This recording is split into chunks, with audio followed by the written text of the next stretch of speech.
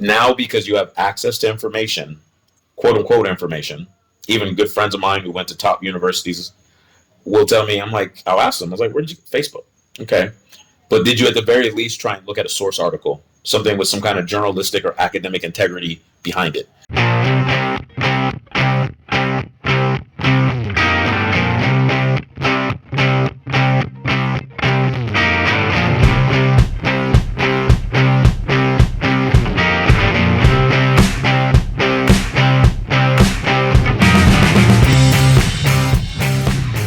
So I always kind of say my disclaimer, and whether I put it in the disclaimer in or not, is that I really don't do a whole lot of editing on my videos. I like to have things more free flowing, and if it goes in that direction, then it goes in that direction. Okay. And so, and I don't think it's like, I've known you long enough that it's not like you're gonna sit here and give me like boilerplate issues of like your political opinions about whatnot. And I think we're both smart enough individuals that if somebody was trying to spout some BS to you, you would like corner the question and call, not necessarily call somebody out on it, but it's like, well, did you ever have to deal with this? Is this like, where's your facts coming from? You know? So this is part of the reason why I've been looking so forward to have like a cool intellectual discussion with you, you know? So pretty happy about this. Let's kind of just start off on the first part. Once you introduce yourself. My name is Coach Mike Hegazy. I am a 40-year-old male living in the beautiful town of Kailua. Originally from Southern California. Spent my entire adult life in the San Francisco Bay Area, Oakland, Berkeley, San Francisco, Alameda. Been on this island for about 5 years, Kailua for about 3 of that. I live here with my lovely wife and 2 kids. Which we are in. Yes, from our lovely home here in Coconut Grove. I'm a man who's lived many lives. I like to consider this my 4th chapter. Health and wellness has been a passion of mine for, going on 15, 16 years now. And that's always going to be a part of me until the last day I'm on this earth. But I have a lot more things that interest me and that I try and spend my time with. I feel like being involved in one's community is extremely important. And I, just have an affinity and a passion for helping people in every way, shape, or form. And I appreciate when I can make additional revenue doing that, right? So, as I mentioned to you before, I've recently gotten into, various investments of different sorts, and I've actually been really excited about helping out family with that. And it's actually a really interesting thing that when I got into the fitness industry, my father and mother got in the best shape they ever got into, started getting a little bit into stocks recently and kind of helping them with that kind of stuff now, investments. And now I'm getting into real estate investment and already starting to educate some people. And I'm just really excited about this next chapter that I'm in right now in terms of, blending all of my passions, which is business development and fitness and being a family man. At the same time, enjoying this beautiful island that we have and getting out in the water and getting up in the mountains. And which one of these days, we got to schedule in like beach time or a hike or something. So, one thing that I wanted to kind of share, like kind of circling back to some of the things that you just shared with. Number one, I wanted to kind of say like my relationship, how we literally met, is that Mike is the fitness director over at Kailua UFC, and I was his assistant fitness director, and we both opened up that club, which was kind of like the first of its type, definitely in Kailua. And it was a big experience, I think, for definitely the entire community of Kailua. So we both, been working together as manager. But there was one thing that I remember from one day when we went over to Whole Foods in a non-COVID world, that we were kind of getting to know each other. And now that we do know each other a lot better, You had mentioned that, like, stick with me, I'm going to learn a lot of things. And I want to say this and color it properly because, number one, not sound like an ass. But you mentioned it's like you're going to learn a lot. And I have to admit, from a manager perspective, um, not as much. We definitely have two different styles of management, as same with we have two different personalities. But one of the biggest takeaways that I did get from you is your attitude, and I really mean that in a positive sense, because sometimes technical processes are arguably an easy thing to learn. That's literally like a textbook function, but trying to teach personality is not something that can really be done in textbooks, and that's something that you really just kind of have to live and breathe around the person to see. And a lot of your ambitions, exactly for some of the things that you shared, um, doesn't surprise me, and in many senses, it kind of serves as a very positive influence for me to kind of do things in a very similar fashion. I always have found myself to be sometimes too much of a perfectionist, and if I'm not doing it exactly right, then I get hung up and I don't do it. And that's something about you that I've always appreciated. It's like you just like so you're not that great at it. So you're not what you call it, and I'm not trying to throw any Right. specifics, but it's just like if you don't even do anything, then you're not even going in that direction. Mhm.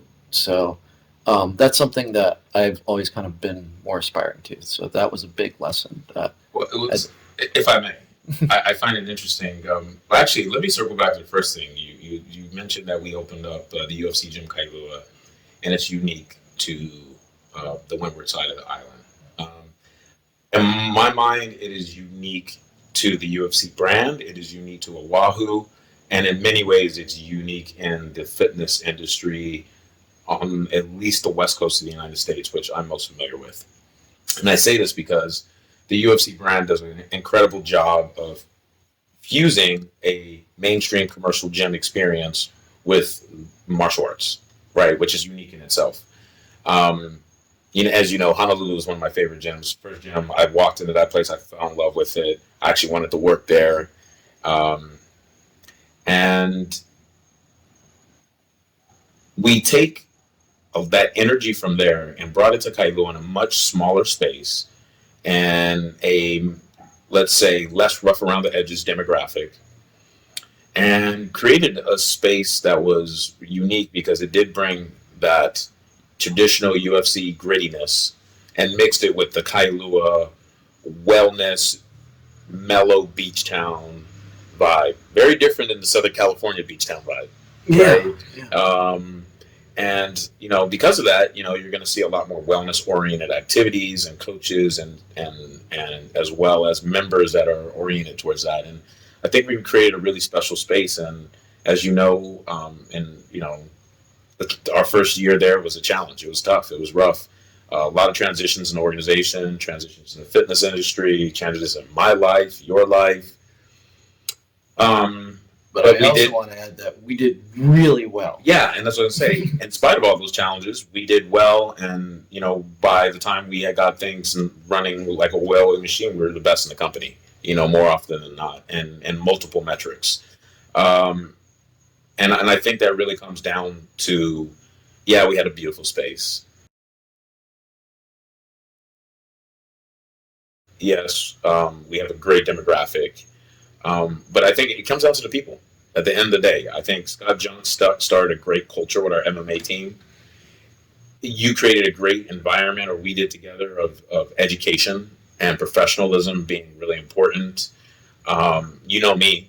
And those that don't know me, to me, it's about the customer service, and the sales are the missing piece for most coaches. If you are a talented coach, um, it's not that rare to find a talented coach. What it is rare is to find a talented coach that feels comfortable and can sell themselves and offers great customer service. Yes, yes. And so I think that we blended all those things together, and the results showed. And then obviously COVID happened. Um, which that was something, we talked to each other a few times over the break, and that was something that I always wanted to commend you for, because in all the processes and the challenges that we learned to become like a better manager and a better coach, um, COVID has really kind of thrown us for a loop. Yeah. Sure, we can say like our job description literally hasn't changed. We help people get healthier. But obviously, when you're talking about a health pandemic and the social states of where people mindsets are, well, it's literally the first time in, 100 years of human existence that now we're in like this global, health issue. Um, so as a health professional, like we've definitely tried to adapt, and obviously no fitness director in my, you know, our experience ever had to do it, but you're in the driver's seat, doing that at Kailua. Um, Kind of speak to me maybe some of the changes that you've kind of seen, both maybe with the gym goers and kind of that, because I mean there's been so much stuff that's been kind of crammed down our throats from this entire experience. The gyms are closed for over 5 months. Well, I'm going to speak to it from three different positions. One, as a member of the Kailua community, this entire shutdown, I spent as much time as I could on the beach. Number one, this house is too hot in the summer to be in the middle of the day. So I was missing the gym's air conditioning. And as I mentioned to you, I ended up picking up kiteboarding, partially because of that. But and when I walked the beach, I would have members come up to me and talk to me and be like, I need to get into the gym. And, for a while I was doing Instagram live workouts, and I wanted to give people some kind of something out of the monotony. So I knew that my colleagues were doing it from home or for the gym, and frankly, they didn't have the flexibility I have to ride my bike right down the street to the beach, right? And doing the workouts on the beach. And, COVID was just an opportunity for a lot of people to reset, at least initially, right? To refocus on their health and wellness. They had the time. So it was actually a really great opportunity. And even myself, I got really consistent with my routine. And I was in phenomenal shape, actually, for the first month and a half of COVID. I was loving it in terms of, my fitness routine. And I think a lot of people I talked to in the community had that. But then it wears on you, right? And I went from that to actually having some of the worst habits I've had in years, dietary and exercise, and then it affects your sleep and everything, right? So from an individual perspective, COVID is a challenge, but there's also an opportunity. And I do know some people who have seized that opportunity and have gone vegan or plant-based over this time frame. At least in my personal life, I've decided to reframe and reposition my life to spend more time with my family, which is something that I didn't realize how much I was missing out on until I got all this time with them. And I was like, wow, I'm missing out on a lot, right? And I know a lot of people have shared that with me. So like I said, it's a two-way, it's a double-edged sword. Yeah. As a employee of the gym, obviously it's been extremely challenging. Everybody has reduced incomes. And it's a little bit demotivating, right? To open the gym back up and then close it and open back up again with this overlaying cloud that we might close down again, right? And that's challenging as a fitness professional, and I know a lot of fitness professionals transitioned to online training, myself included, and it was a really positive thing, because with getting outside of your comfort zone, as you've heard me say a lot, is an opportunity for improvement. And with a challenge is an opportunity for improvement. And some of our coaches in Kailua, I know a lot of coaches I know across the country, have really embraced that challenge and are much happier because of that. I will say, for me personally, online training is not my favorite way of training because I'm such a hands-on person. But I will say that I've gotten phenomenal results. And I've actually have a gentleman in Colombia that I got the best results I have as a trainer, hands down, 30 pounds in about 8 weeks, right, of sustainable weight loss. Because I found that the online platform is just another tool. And if you embrace that tool and really try and leverage that tool, it can be really powerful. So I've gotten pretty good at using and leveraging digital technologies to help accelerate results, even though it's not my preferred way of working with people. And then, like the last thing I would say in terms of COVID, I think it's also a blessing and a curse as a fitness director because I've lost a lot of great talent, as you would expect. When people need to pay bills, they need to find other sources of income, and then they may come to similar awakenings that I had. Well, hey, I found another way to make money, and I'm able to spend more time at home with my kids, or whatever, or follow my passions and my dreams that I've been putting on hold for the last few years, if not forever. And so we've lost great talent, and I think that's true of anyone in the fitness industry. As fitness managers, I should say, we've lost people. But then there's also a whole influx of people that are coming in right now that have always wanted to take the plunge, that have said, I've always wanted to, and why not? Now's the time. So I think there's a new guard coming in, and I think it's an opportunity. The demographics of the gym have shifted. Right now, who feels comfortable coming into the gym tends to be young, tends a little less concerned about health, contracting things because they're in good health.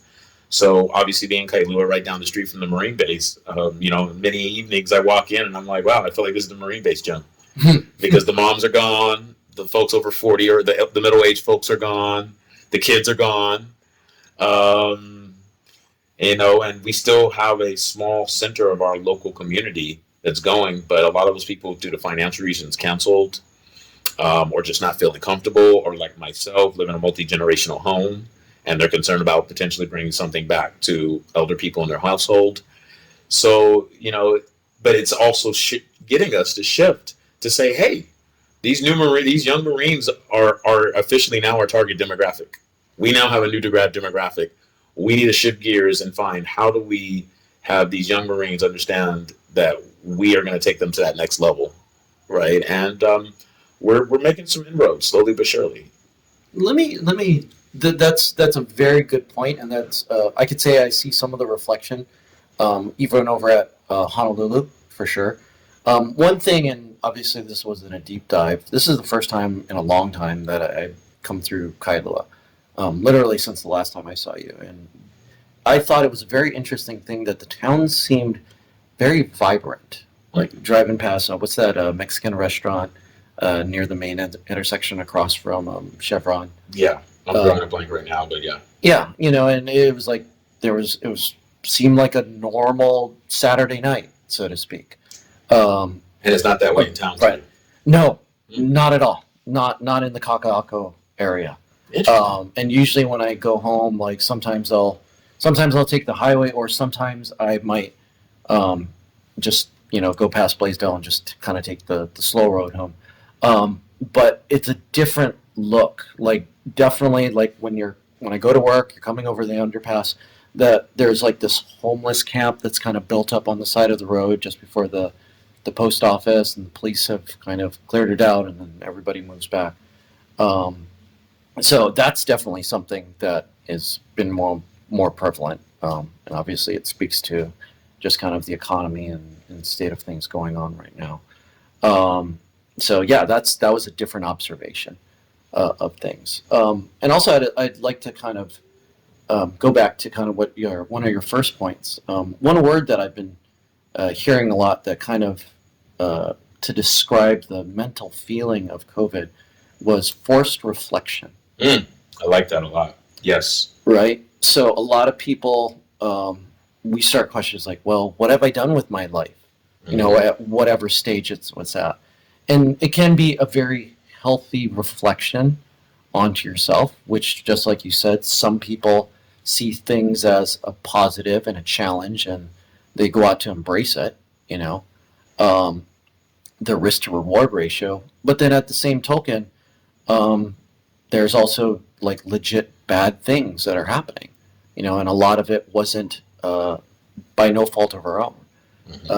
One of my really good friends, he had to move to the mainland for different things, and we were talking, and he's been a single guy, and he was saying it's like, I really wish I had like a partner, somebody to. He felt very lonely, and that's a factor for some people. Tough times for that, right? be single and in the urban or city environment right now. Yeah, that's got to be like a Yeah. weird thing. But one of the things that talking about like the mental health state of things is that it's like, well, I think we say that in one degree because obviously emotionally that's what we're attached to. We feel the loneliness in the situation. But at the same time, I was like, well, what if you were locked in with like I don't know, like an abuser, you know, of drugs or alcohol, and that's something that's definitely kind of gone up. It's on the rise for sure. Right. Yeah. So like when we talk about bad eating habits, we was like, yeah, I had some McDonald's. I had a shake. I had a thing, But we're the fitness professionals. We're the oddballs. Of course. When we say we have a bad diet, it's still better than 95% of Americans. Yeah, us at our worst are sometimes some of the things that we're trying to get people to walk towards. Yeah. Right. Well said. Well said. So, and that's something I try to, I've always kind of reiterated to coaches, because I think sometimes we become our own echo chamber of like, it was like, oh, you do this? Yeah, of course I do that. And we have like our sharing of good habits, but it's not, it's like, okay, now you meet somebody that is really deconditioned, and I'm not even talking about the 5 months gym clothes deconditioned. I'm talking about like hasn't stepped into a gym in like the past 20 years or ever, trying to do this leap of faith to get, back to a state of healthy, not even thinking of it's like, oh, I need to grow the booty or I need to get into a bodybuilding show. But that part of that reflection element has now made people, it's like, I need to be healthy. Or that should be the question that need to kind of come to. I unfortunately, I haven't heard.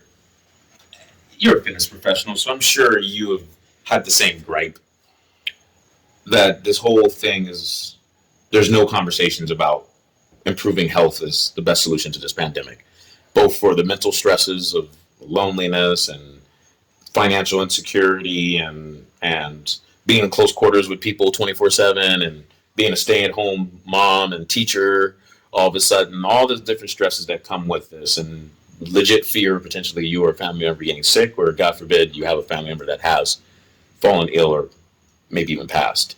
In spite of all of that, there's still no conversations about the importance of health. And I don't really hear too many people that weren't already on that train. If you weren't already on health is wealth, food is medicine train, I haven't seen too many people converted over because of COVID. And even when I mentioned before, I've known some people that have really cleaned up their diet or maybe gone plant-based. They were already on the train of my diet's really important. I'm at least looking in the direction. It's already important, right? I'm maybe just taking it to another level. Yeah. Right. So that's one of the disappointing things, to be honest with you, man.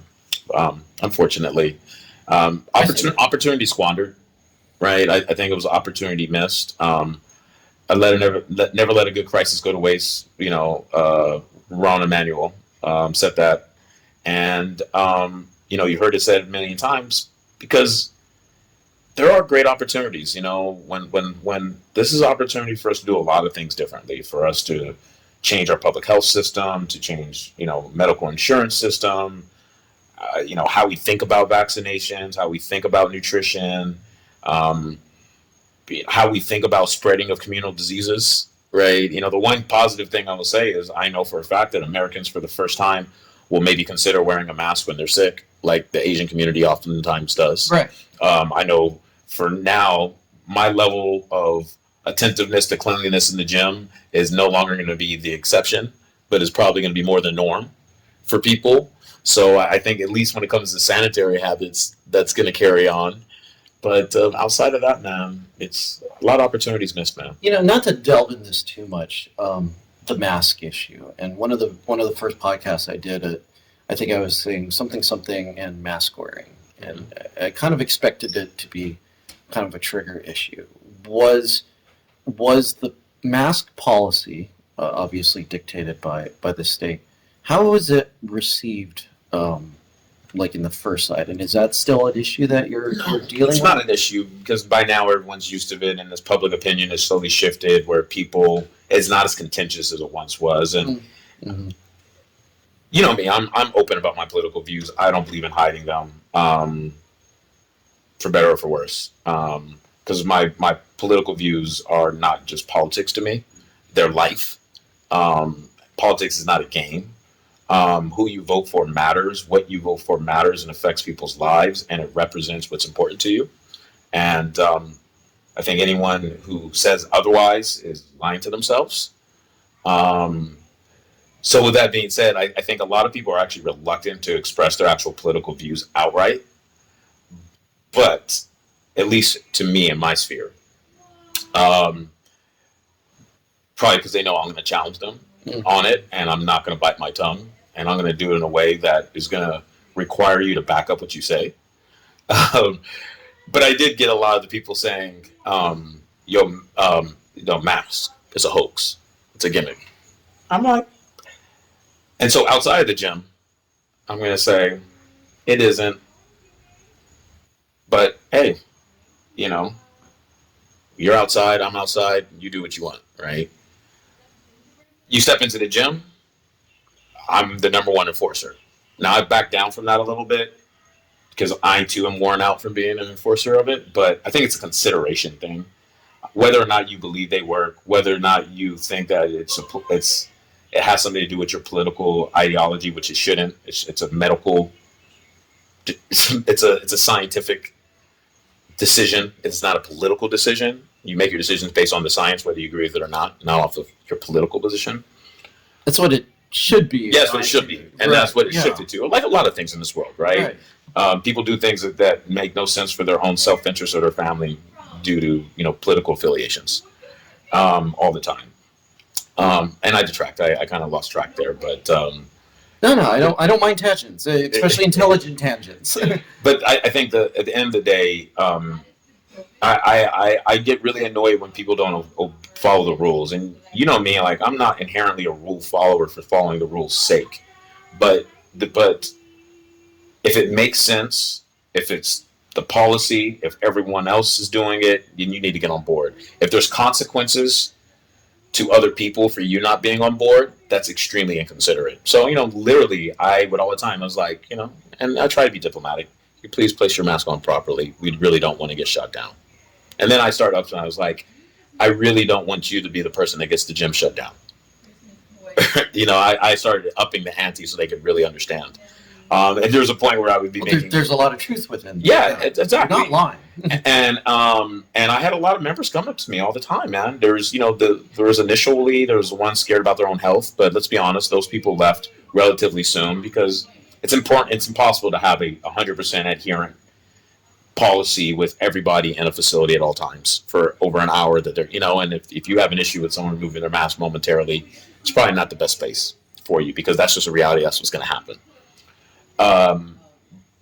But I did have a ton of members who are more on that just, hey man, there's a guy on the floor not putting on his mask.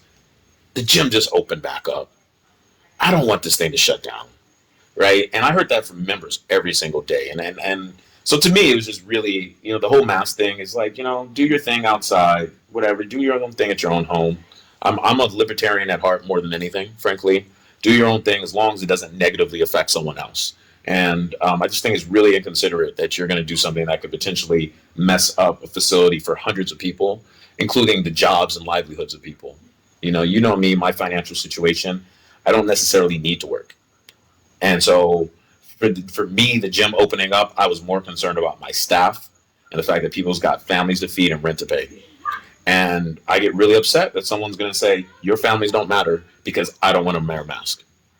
You guys probably hear it in my tone of voice right now. Yeah, no, and I share a lot of the same sentiments. And a lot of times I feel I find very frustrating because I have a very empathetic approach when it comes to management. That, I want to first of all, let's have this conversation and I need to hear your situation. I don't believe in just generalized things that just answer everything. As much as even I'm a person of processes and enjoy having a rubric of how to do things. But at the same time, there's a lot of, on one side of it, this pandemic has shown a lot of selfishness from some people. Yes. Right? As well as there's a lot of confusion. I think there's been confusion in the news. I mean, part of the reason why selfishly, I enjoyed doing this podcast because I get to talk to friends of mine, and have nice intellectual conversations. But also, another aspect is that I don't really feel like a lot of times when we talk about mainstream media and all that type of discussion, that we're really getting some fair answers, and everything's kind of dealt, in this political filter of processes. One of the things I was listening to, I forget his first name. He runs a channel called Bull of the Fifth Column. I don't know if you ever heard any of his stuff. But his point was, he was talking about political views and friends, and he was like, "Look, I have my views on this side, and I have a lot of friends that have on the other side, but we're friends and we talk. And sometimes I have said something, and somebody now I all of a sudden don't have a friend because of I'm not on team left or team right." Um, and sometimes I think before, people was like, "Well, I don't lose friendships. I don't want to lose a friendship over a political view." Mhm. And I would agree at one heart, yes, that's you don't want to. But I think sometimes when we're talking about politics, it's number one, there's a lot of different nuances to things that we're talking about in different issues. But also number two is that it's not necessarily a political issue, it's a moral issue. Exactly. You can have a moral issue that somebody doesn't share with you. And to be honest, that's not even a political thing. That could be a Well, it's as you were talking, something popped in my head. That's kind of it's all very appropriate, but it's. I got a friend of mine that I don't talk to any longer, very often. I take his calls, we chat, but whatever. Because at one point he would on occasions say things that are anti-Semitic. I'm not Jewish. I have very few Jewish friends, but to me, I can't really be down with you if that's how you feel and you interpret and interact with the world. And it doesn't mean we can't be cordial. I'll take his calls. We'll chat for a few minutes. And I feel the same way about this world, right out there. It's your political affiliation doesn't mean that we can't be cordial and we can't work together, but it does mean that I may choose to not want to associate with you closely because might find your views abhorrent, and I have a real gripe with people that will not express their views because they're afraid of that. Um, then if you're shameful of your views, then you probably should be ashamed of those views. You know, if if you think that might cause a rift between us because the truth is on the table, then what that means is that our friendship is based upon a pillar of lies. And one thing that's happened with COVID and social media and TikTok, and I'm rarely on social media, and I went on a social media diet. Yeah, I did want to talk to you more about that outro from. Yeah. But it's interesting because for years I've heard people saying, "Man, I got this one person who's in my Facebook feed and he's spouting this crazy stuff." And I'm like, I don't mind that. I like to know where people stand. And if that means I'm standing by myself on the island, then that's fine. Because I want to know the people next to me where they stand on things. I want to know how they view things. I want to know when push comes to shove, what choices are you going to make? Right? And it tells me a lot. So I think one of the things that's been actually really good about this, and people say, "Oh, there's so much hatred and so much this," and it's true. It's people are at home, they're upset, they're mad, they're directing their anger in different places. This whole Black Lives Movement would not have been at this level if we weren't in pandemic and we all had to sit at home and see these things and now engage in this debate and this conversation and the ending of this current presidency. We're all just far more engaged and we're thinking. So I'm not saying that the vitriol is appropriate or good. It's never productive, never good for individuals or society. But I do think that the fact that conversations are happening is always a positive thing. Brushing things under the rug because you don't want to have a tough conversation is not the way that things ever happen in this world. Yeah. That is how the most evil things in this world continue to happen and how things never change because people don't want to talk about them. Right? Every family back in the day, knew of somebody who was a child molester in the family, and no one wanted to talk about it. They act like it didn't happen, except for the people in that ended up being the victim of that. It was very real for them because you chose not to talk about it because it was uncomfortable. Right. You know what I'm saying? Exactly. So to me, I don't. I think it's hyperbolic to say silence is violence. No, it's not. But silence is complicit. Yes. Yes. Totally. You know, the last time that we took that cool bike ride all the way out to Lani Kai, and I think I was telling you obviously about the podcast, and I was forming things in my head, and as being one of my African friends, um, I wanted to. I wasn't afraid to talk about the Black Lives Matter subject, but let me give you a little bit of context on one of my good friends. He did a small podcast about Black Lives Matter, and it was addressing a letter that he had received of somebody inside law enforcement, and it was kind of a meter of how stressful it was for a lot of police kind of dealing with that and the whole blue line scenario, and he reflected on it and saying that that was arguably one of his lowest viewers for a podcast. When he talks about Blue Lives Matter. Yeah, well, Black Lives Matter. Oh, okay. But it was, we're rolling this all up into this ball that is this weird thing about just like how you were saying with Black Lives Matter. Now we put it in the pandemic element and all these type of things. And he was like, I'm never touching that again. Like it wasn't something that people even wanted to have this conversation. And I completely agree with you. That's the history of America, is that we don't want to talk about race. It's that dirty little secret that's not a secret, right? We don't want to talk about race in America. And some people have that privilege. And so I've always found it interesting when people say, everything's about race. Well, you have that privilege. It's not a big deal. So if someone says, you always talk about seats being too small. Well, if you're a big person, that's your reality. Of course, that's always going to be on your mind, right? If you're anemic, being cold all the time, of course you're going to talk about being cold all the time. If you're not anemic, if you're not a big person, you're completely oblivious to it. If you're not very empathetic, you might even be like, hey, stop talking about it. Complainer. Or the forget about it argument. Or the forget about it. Yeah. So, we don't want to talk about race, but it's the foundation of our country. One of the reasons we are the greatest nation on earth is because of hundreds of years of free labor. And I'm not the only person who will tell you this. Economists will tell you this.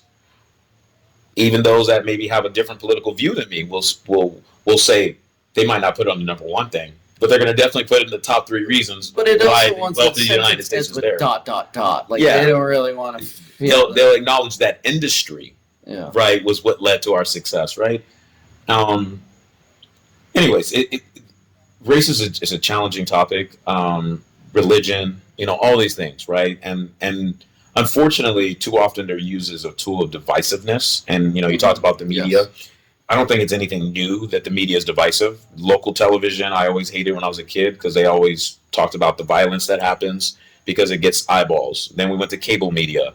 Then they talk about all the nonsense, that happens internationally. And then we start getting these really segmented cable news networks. And now it becomes really specific to a certain worldview. But this whole idea of using fear and anger to make money is nothing new. It's the way the media apparatus has been for a long time. I think what is new is the idea that people think they're experts. Now, because you have access to information, quote unquote information, even good friends of mine who went to top universities will tell me, I'll ask them, I was like, where did you, Facebook? Okay. But did you at the very least try and look at a source article, something with some kind of journalistic or academic integrity behind it? Not every academic and not every journalist has integrity, or do I expect you or myself to research and fact check them? But the bare minimum, make sure it's coming from a reputable source. If you don't know if it's a reputable source, it doesn't take but an extra 5 seconds of searching for you to find out, is it a reputable source? But people are just, getting information, aren't lazy about vetting the information, and then feeling like they're experts on things. And as health and wellness professionals, we're used to that, like constantly, right? There's so much misinformation. There's so many gimmicks. There's so many things because, hey, if I write an article about a new way to lose weight or improve your testosterone levels, I know I'm going to get eyeballs, I'm going to make money, and I'm going to stay relevant. So I'm going to find some new interesting spin on something, whether it's scientifically founded or not. And then a million of your people are going to come into the gym the next month asking you, hey, have you heard about this diet? What do you think about this workout? Right? It's the same thing. But it's amazing to me how once people do a little bit of reading on something, they're somehow an expert. And the lack of humility. I think one thing that you mentioned at the beginning that I hope that you believe is true for me is I believe in humility. I know what I'm good at, and but I know what I'm not good at, and I'm self-reflective enough to know where my limits are. I'm not a researcher, right? I am not a PhD human physiologist, right? Um, and it's amazing how I'm going to be more humble about a lot of things being a fitness professional than people who are completely novices to fitness and say, hey, I don't really know. I want to learn more. I should learn more. Let me pick someone's brain, right? And this is what I do for a living, and I've been in this industry for 15 years. So now someone's going to do the exact same thing on a topic that they just watched a 5-minute biased YouTube video on, and all of a sudden you're an expert, and anyone else's information or perspective is all fake news. Yeah. That is a new phenomenon that's really interesting to me. Let me go. I had wrote this quote down that I liked. I don't know if he was the originator, but he's the one that I saw it from. Kyle Hill is this guy I enjoy watching on YouTube, and he quoted, "Social media is the cause of the death of nuance and critical thinking." Well, but I mean, exactly for all the points that you just said, because part of it is that, yeah, the other layers that are going down with it, and there's so many times that that you probably you're doing their nutrition program and there was like, oh, I'm a this, that, and the other, and it was like, okay, and it was like, well, I'll help you kind of fine tune things with that. And I was like, but it's more of a shield and avoidance because they don't want to have that conversation. They want the easy, drive through because I prescribe to this diet plan, then we don't need to have this discussion because I got this. Like I've been doing this. I was like, well, I don't know. I mean, I've been doing this for a long, long time.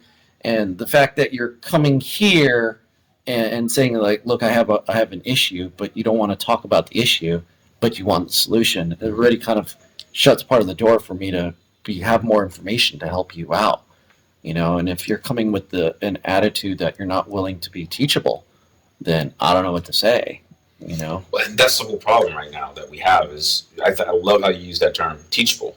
I go back to humility. We've lost humility, and I'm not going to say it's a generational thing, but we've lost humility. And you talked to me 20 years ago, there was not a humble moment in my body. It's something that I've developed over time. So I'm not passing judgment on that. I understand it, right? But I do feel like we're in a place where, just in general, as humility is just really lacking, and it manifests itself in so many different ways, from arrogance and pride to being woefully ignorant. I can be ignorant. It's okay for me not to know something. Because I don't need to. That right there is a lack of humility. Like on an umpteenth level, that is it's amazing to me. Like, no, I don't need to know that. Right? It's not important for me to understand that. Right? It's interesting times we live in. Let me circle back to something because when it comes to pandemics, the only example that we really can kind of go to is like the Spanish flu, which is literally 100 years ago, almost to date, right? And I, at least for the research that I've done, obviously they had mask policies and whatnot, but the obvious biggest difference has been social media and the expediency of how much news we can get, and especially in like the social dilemma. They were talking about how these algorithms are being used to keep us stuck, or the stickiness to watch our site. On one side of it, I don't know if you noticed, but like whatever these commercials come up on YouTube, and and Facebook and all these different media things that we use. So, thus, I want you to kind of talk about your anti-diet, or you know what I mean, your outro of you doing the whole anti-internet. But let me kind of finish my thought on that, because it seems like there's always been this thing that's been kind of feeding us the information and has been kind of controlling the research. On that. It's not necessarily just us wanting to look. For example, we can always talk about we don't like watching the news, and I'm not even talking about in the social media era, but it would seem like wow, there's just a lot of negativity. There's a lot of things to get visceral about. Another car accident happened on the highway, another scandal had happened, and this, that, and the other, and we stay attached. Except I think in a time that it was like, oh, watch it on the 9 o'clock news or something, it was at least kind of partitioned out. And now that we have social media, like I don't know how long like the phone. If we had to track how long a phone is in somebody's hand throughout the day, you'd make this argument that we're just constantly getting fed this. Yeah, absolutely. Which also kind of controls how we look at it. And one of the things they talk about is like just trying to tilt the social scape by just a few degrees. And let's say like you were a new mom, and you go on YouTube to try to look up some information, and it starts popping out the first thing instead of like learning how to nurse or something of that nature. But then you start getting all these videos, and it's like, oh, anti-vaxxing, and that issue. And now you're starting to look, and it was like, oh, that's a horrible thing, And I think as critical thinking adults, it's easy for us to blow past kind of the BS. Of course, I'm kind of speaking to a minority of some people, but it starts shifting the playing field as far as whatever that truth is, And it goes into like the next thing is the flat Earth conspiracies. But one thing to add on to that, that's if you're conscious of it. Yes. Like we're critical thinkers, but there are things that are affecting us that we're not even aware of. Like, so the stuff that we're aware of, we're like, oh yeah, I see what they're doing there. That doesn't work for me. That's annoying. But there are things that are hitting us that we don't even realize it. Right. I think one of the experiments was like having 2 Facebook accounts that everybody had mutual friends on. But it's funny that the postings that appear on one person's newsfeed is different from the others, even though they have. Something real funny? Yeah, go ahead. So, I rarely go onto Facebook. If anything, I've historically used Facebook for the last 15 years, primarily as a photo storage back in the day, and then always for business, never for social. And then since I had kids, I post photos on the family because the family's always asking for pictures. It's the easiest way for them to find them. Mm. But somehow, I don't know, right around the election, the few times I would go onto Facebook, every time I would get these videos of Black Trump supporters. A coincidence? Right. Like, I'm like, first of all, I've never heard or talked to a single real Black Trump supporter in my life.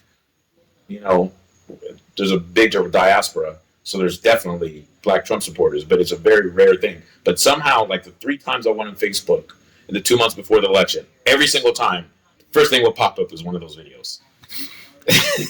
And it was just so amazing to me how it could skew one's reality. Because I know that that's not the real reality, that is an extraordinarily small minority. If I were to see that as reality, I might actually think that's the majority. Exactly. The vast majority, right? It's like, whoa. Well, and that really kind of goes to show how much control did we have over this media, and how much are things actually being literally manipulated. I always found it funny, like, sure, on my Facebook it says that I'm a fitness coach and all this, and every ad on the thing was like, join UFC. It's like, I work there already. Why would you send me that? That speaks to how these algorithms are intelligent and dumb at the same time, and that's where the danger is, right? An intelligent, malicious force is scary, right? And but when it's intelligent enough to accomplish I should say not malicious force, but an intelligent, self-interested force is scary. But when that intelligent, self-interested force also makes mistakes, they're really good at playing with your emotions or your psyche. There's some interesting things that could be happening.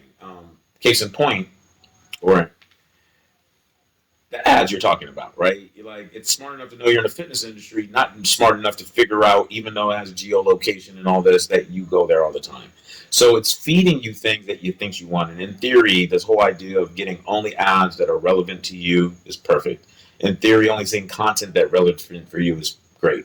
But when you're feeding me stuff and I have no control over what you're feeding me, and you're only feeding me what you think I want, even though it's not, that could be that's like you assuming I'm a vegan or a vegetarian and giving me, excuse me, a meat eater and I'm a vegan and serving me nothing but chicken.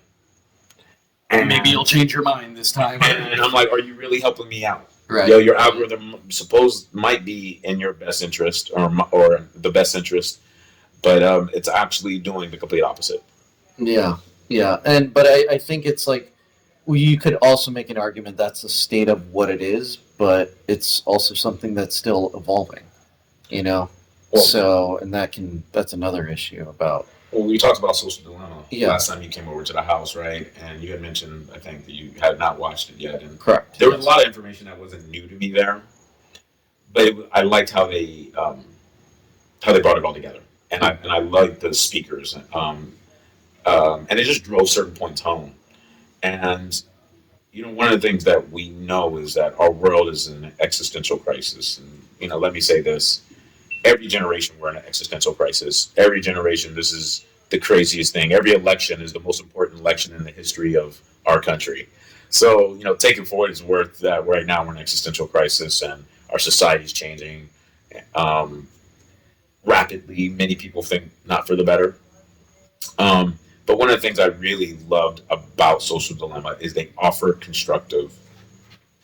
Let me pause you for just a second. I think the camera might have turned. Yeah, it shut down for a bit, but that's okay because obviously the audio goes, and I'll just put. What you called so? Go on, please. Yeah. So, anyways, I think this is the I lost where I was at. Or maybe the battery died. But that's okay. I'll still go over it. Oh, what I liked about it is it gave constructive tips to how to mitigate these things. And I think that's one of the things that we lack a lot of now too is everybody is yelling and people aren't offering constructive, reasonable ways of addressing the issues, whether we're talking about social ills or we're talking about you as a parent merely trying to make sure that this tool that's not going anywhere, this thing that's ubiquitous in our society, and frankly is beneficial if used properly, called social media. How do we actually utilize it and leverage it in a way that doesn't negatively affect our children and our own psyches, right? Yes. And I found that really helpful because I think right now at the end of the day, I always consider myself a pragmatist, but as I get older, I realize I'm actually more of an optimist than I realize. As much as I think that there's a lot of issues in our world that need fixed, like we can do it with concerted effort, with focus, with cooperation, with truth, because no problems ever get solved by lying to ourselves and others. Well, right? Education for sure. Education, right? Which is, don't get me started on that, right? But yeah. Well, and, I mean, yes, you do bring a lot of good awareness as far as that. I sometimes I think somebody, like one of the coaches, we were working out one day, and she's like, "You seem very optimistic." I was like, "Really?" I consider myself more of a skeptic, and I wouldn't say completely nihilistic, pessimistic, but I do. If you are going through and taking things down a rubric in constructive thought, you're looking for the challenges, right? Mm-hmm. Because I also think it's very silly if you didn't know where the potholes were, then how are you going to possibly be able to steer your way from it? I find optimism in going through that path and at least having a plan of course of action.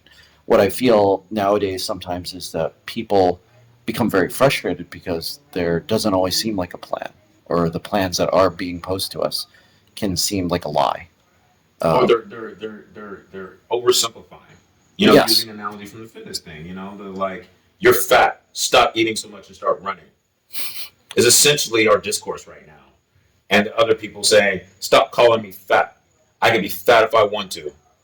Right? That's our discourse with everything right now. Right? And we know that that doesn't work. Right? We need to give people constructive tools, positive reinforcement, and motivation. Right? But that's not what we do right now with everything else. Well, it's a tough road, and I don't mind doing a deep dive on it because I remember Bill Maher got knocked for like by the fat shaming side of it because he made a comment on his show about like using words fatty or whatnot. And then later in another podcast, when he was kind of asked on it, because I know like the entire entertainment community kind of rose against him, but it's like he was addressing a real dilemma of obesity in America. I mean, we're literally inventing new words to find new classifications. Yeah. Oh, most recently, we no longer use the word overweight. We say acceptable. Okay, We're okay. we're redefining reality to suit the sensitivities of a population that doesn't want to accept reality. Yeah. Even though you go to the doctor's office and now all of a sudden they're going to say, it was like, look, you're above 32%, or You you're. want to hear something even crazier about the same thing? Testosterone. We're doing that now. We have now lowered the recommended, or what we consider the normal range, to be what the average is. Mhm. So the testosterone levels in males in America have been declining over the last 20, 30 years, and in particular at a rapid rate the last 10 years. And we've consistently shifted what we think is a normal range of testosterone levels to lower and lower and lower. And it's just like this. It's the same thing that we're doing with body weight, right, and body fat, right? It's just because it's the average doesn't mean that's appropriate. Yeah. What is this being based off of? Right. It was like, all right, so if we're and so by that logic, as Americans continually become poorer and poorer educated, is now what we're going to consider being a well-educated person also going to decline to where like now if you're a high school graduate, you're now well-educated. By that same logic, that's what we would do, Yes. right? And so it's almost like we as a society are afraid to call ourselves or others or label a group uh, for something that what it is, right? And instead, we want to um, change the criteria so everyone fits within the acceptable or okay criteria. Yes. I speaking to that point on two different sides, on the testosterone and the obesity side. Obviously, with COVID, um, you know, if you are health compromised, you're not in a good percentage, right? As far as like how your body's going to affect to fight off COVID, right? And it's funny that as health professionals, even before COVID happened, there's almost been like this cancel culture ideal anytime we were trying to talk about body composition. Like it was a fear of, well, I'm not calling you fat. I'm calling you obese because that's the medical term and that's the category that I'm using random generated person to speak to. But it's shutting off that conversation. So now I'm not even allowed to speak for it, right? And that kind of goes back to what we were saying of oversimplifications. Well, I mean, And speaking to that, I mean, you've heard me say this. There's a sensitivities that people have, and everyone's worldview is going to be dictate how they think things should be done. You know me, I'm not a sensitive person. I don't think people in general should be so sensitive. Just because I think that doesn't change the reality of the world, right? Um, you know, I'm like you. Numbers are numbers; they don't lie. So I have actually have shifted a while ago to talking about the numbers, right? This is the range. This is where you're at. this is what it is. People within this range have a higher incidence of comorbidities such as heart disease, diabetes, so on and so forth. Um, Typically, people that are in the lower end of this range tend to feel very comfortable on the beach. People in the higher end of this range tend to not. right? And I try and put it on in that thing and not make it less specific towards them because I think you used the right word, wall, right? And we're here to help people, and I want to help people. I'm not going to lie to you, and I'm not going to sugarcoat things, but I don't want to put that wall up. I don't want to shut you down when you are at least making an honest attempt to make positive changes in your life. I want to motivate that, and I want to encourage that. Um, but to your point, doesn't mean I'm going to lie about it and say you're acceptable. No, this range is unhealthy, right? Bottom line. Yeah. I had a one of our newer coaches, Yolanda, on the podcast just recently, and she shared a story that I really liked. Was she was a very good swimmer, swam for one of the best swim clubs in the state of Hawaii. They're very well known. Has as a club they've always had a big winning streak, and in practice she would get good times that would qualify her for the next level of swim meets. But she also shared that she didn't want to go to really a lot of meets.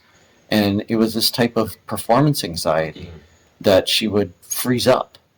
And that was one of her biggest challenges because it's like on one side, we could logically talk about the numbers that I can do well. I've done it well here. Case history should show if I, put myself under the gun, it should be well then. But, you know, obviously we're talking about something of an emotional state and anxiety. But that was a big hurdle for her, and so for her to go down the path of becoming a fitness coach and addressing it, it's obvious a very commendable challenge for her.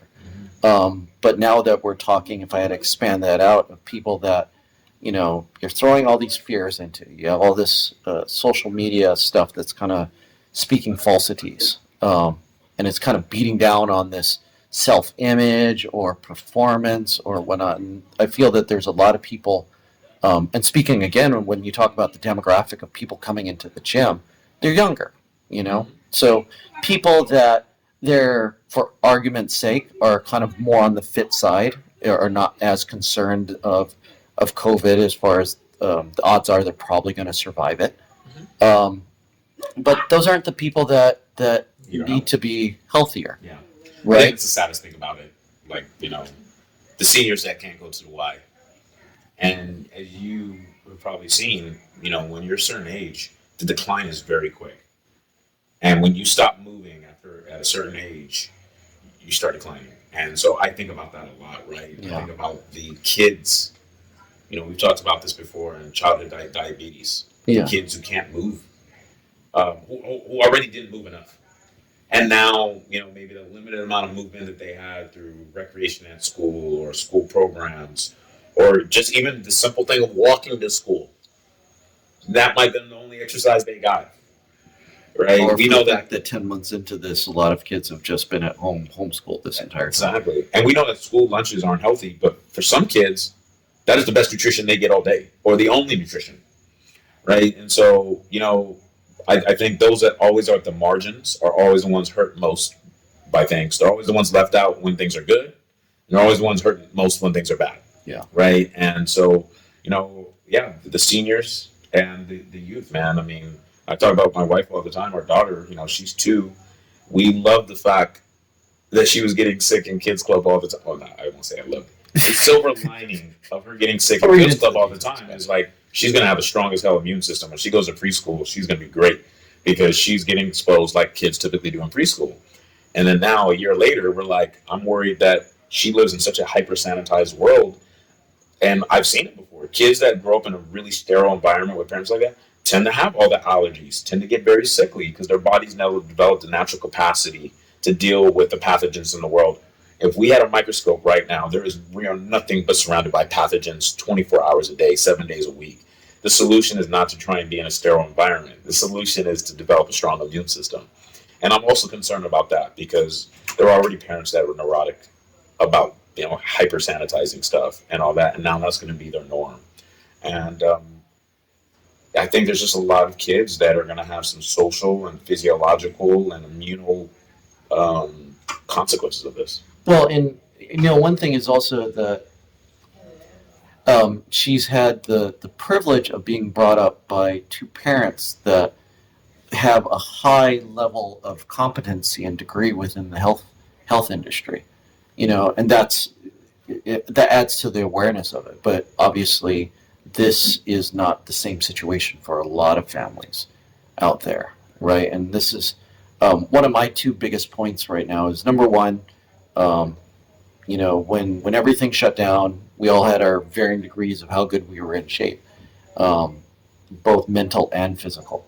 And for me, like I had a physical decline, I had a mental decline. I can talk about that anecdotally for the first shutdown. The second shutdown, I I dug in deep and I got super fanatical about working out. You did, Yeah. and the results show. Both physically and energetically, man. Like I feel that positive Tomai is here, and I do recall seeing a video and talking to you at the beginning of the shutdown, and it was not there. Things were not in a great place, but it was also kind of this realization that um, kind of lost the passion of working out and goals. Hmm. And I think that's a big thing going back to reflection is like what is the goal for a lot of people. And I kind of relate health and wellness, especially during this time. The healthier you are, the stronger your immune system can be. I mean, that's a straight fact. But I also relate it as a martial artist. You should be building up your knowledge and your ability to be able to combat things, but not with the attitude like I'm going out there to get into a fight. It's just for like my own personal protection and self Preparation. confidence. Yes, right, because that's how the human body works. That's how athleticism works. If you're not training for it and the situation arises, you're either ready or you're not ready. Well, I love your analogy there because if you think back 100 years ago, if you didn't have an immune system to defend yourself, and if you didn't know self defense, you were screwed. They're all like one and the like, same. like, Yeah. like, like you need, there wasn't penicillin, and there wasn't 911. Right. Right. Yeah. No, absolutely. And, that was my kind of mentality and take on it. And I try to talk about this as much as I can because I want people to find their own confidence to be able to go forth and get healthier. And which calls, of course, this dialogue is never going to end, even when COVID ends. It's the same thing I want for everybody. Is like, let's start with healthy. Can we all Yeah. like make a commitment to be healthier? For if not your just your own sake, but for as a community, because obviously we're talking about a community pandemic here. And it's empowering. I don't think I've ever shared this with you, but you know, one of the reasons I was so it was easy for me to connect with people when I first got in the fitness industry. And as you know, I was on the membership side, so I was talking to 12 to 20 people a day about fitness and their goals and making positive changes. Is I went through a reawakening. I went from an entertainment industry individual, right? Producing shows and concerts and parties and record label and clothing store and lifestyle brand and all that. You think of late 2000s lifestyle brand, and that was my life, right? Um, and I shifted dramatically, right, to the fitness industry. And one of the reasons is I wanted to get healthier. Um, but what really made me fall in love with it for the first time, my love with fitness is I was able to make the most substantial changes in my life in the shortest amount of time, and it was all within my control. And there's something extraordinarily empowering, because our bodies is the only thing that we truly have any kind of control over. Now, we can't control the outcome, right? As a wiser Buddhist than I have said, is don't be attached to the outcomes of your actions, right? Only be focused on your actions themselves, right? And another Buddhist philosophy that I love is that the only things that you can control, like knowing that line, the Lord's Prayer, right? Very Christian thing. Um, uh, Help me to change the things I can, and the wisdom to know the difference between things that I can't change. Well, that line of where you can change things is skin deep. Anything outside of your skin, you have no true control over, You cannot control anything. You can only try and maybe influence change. But skin deep, you have that complete control.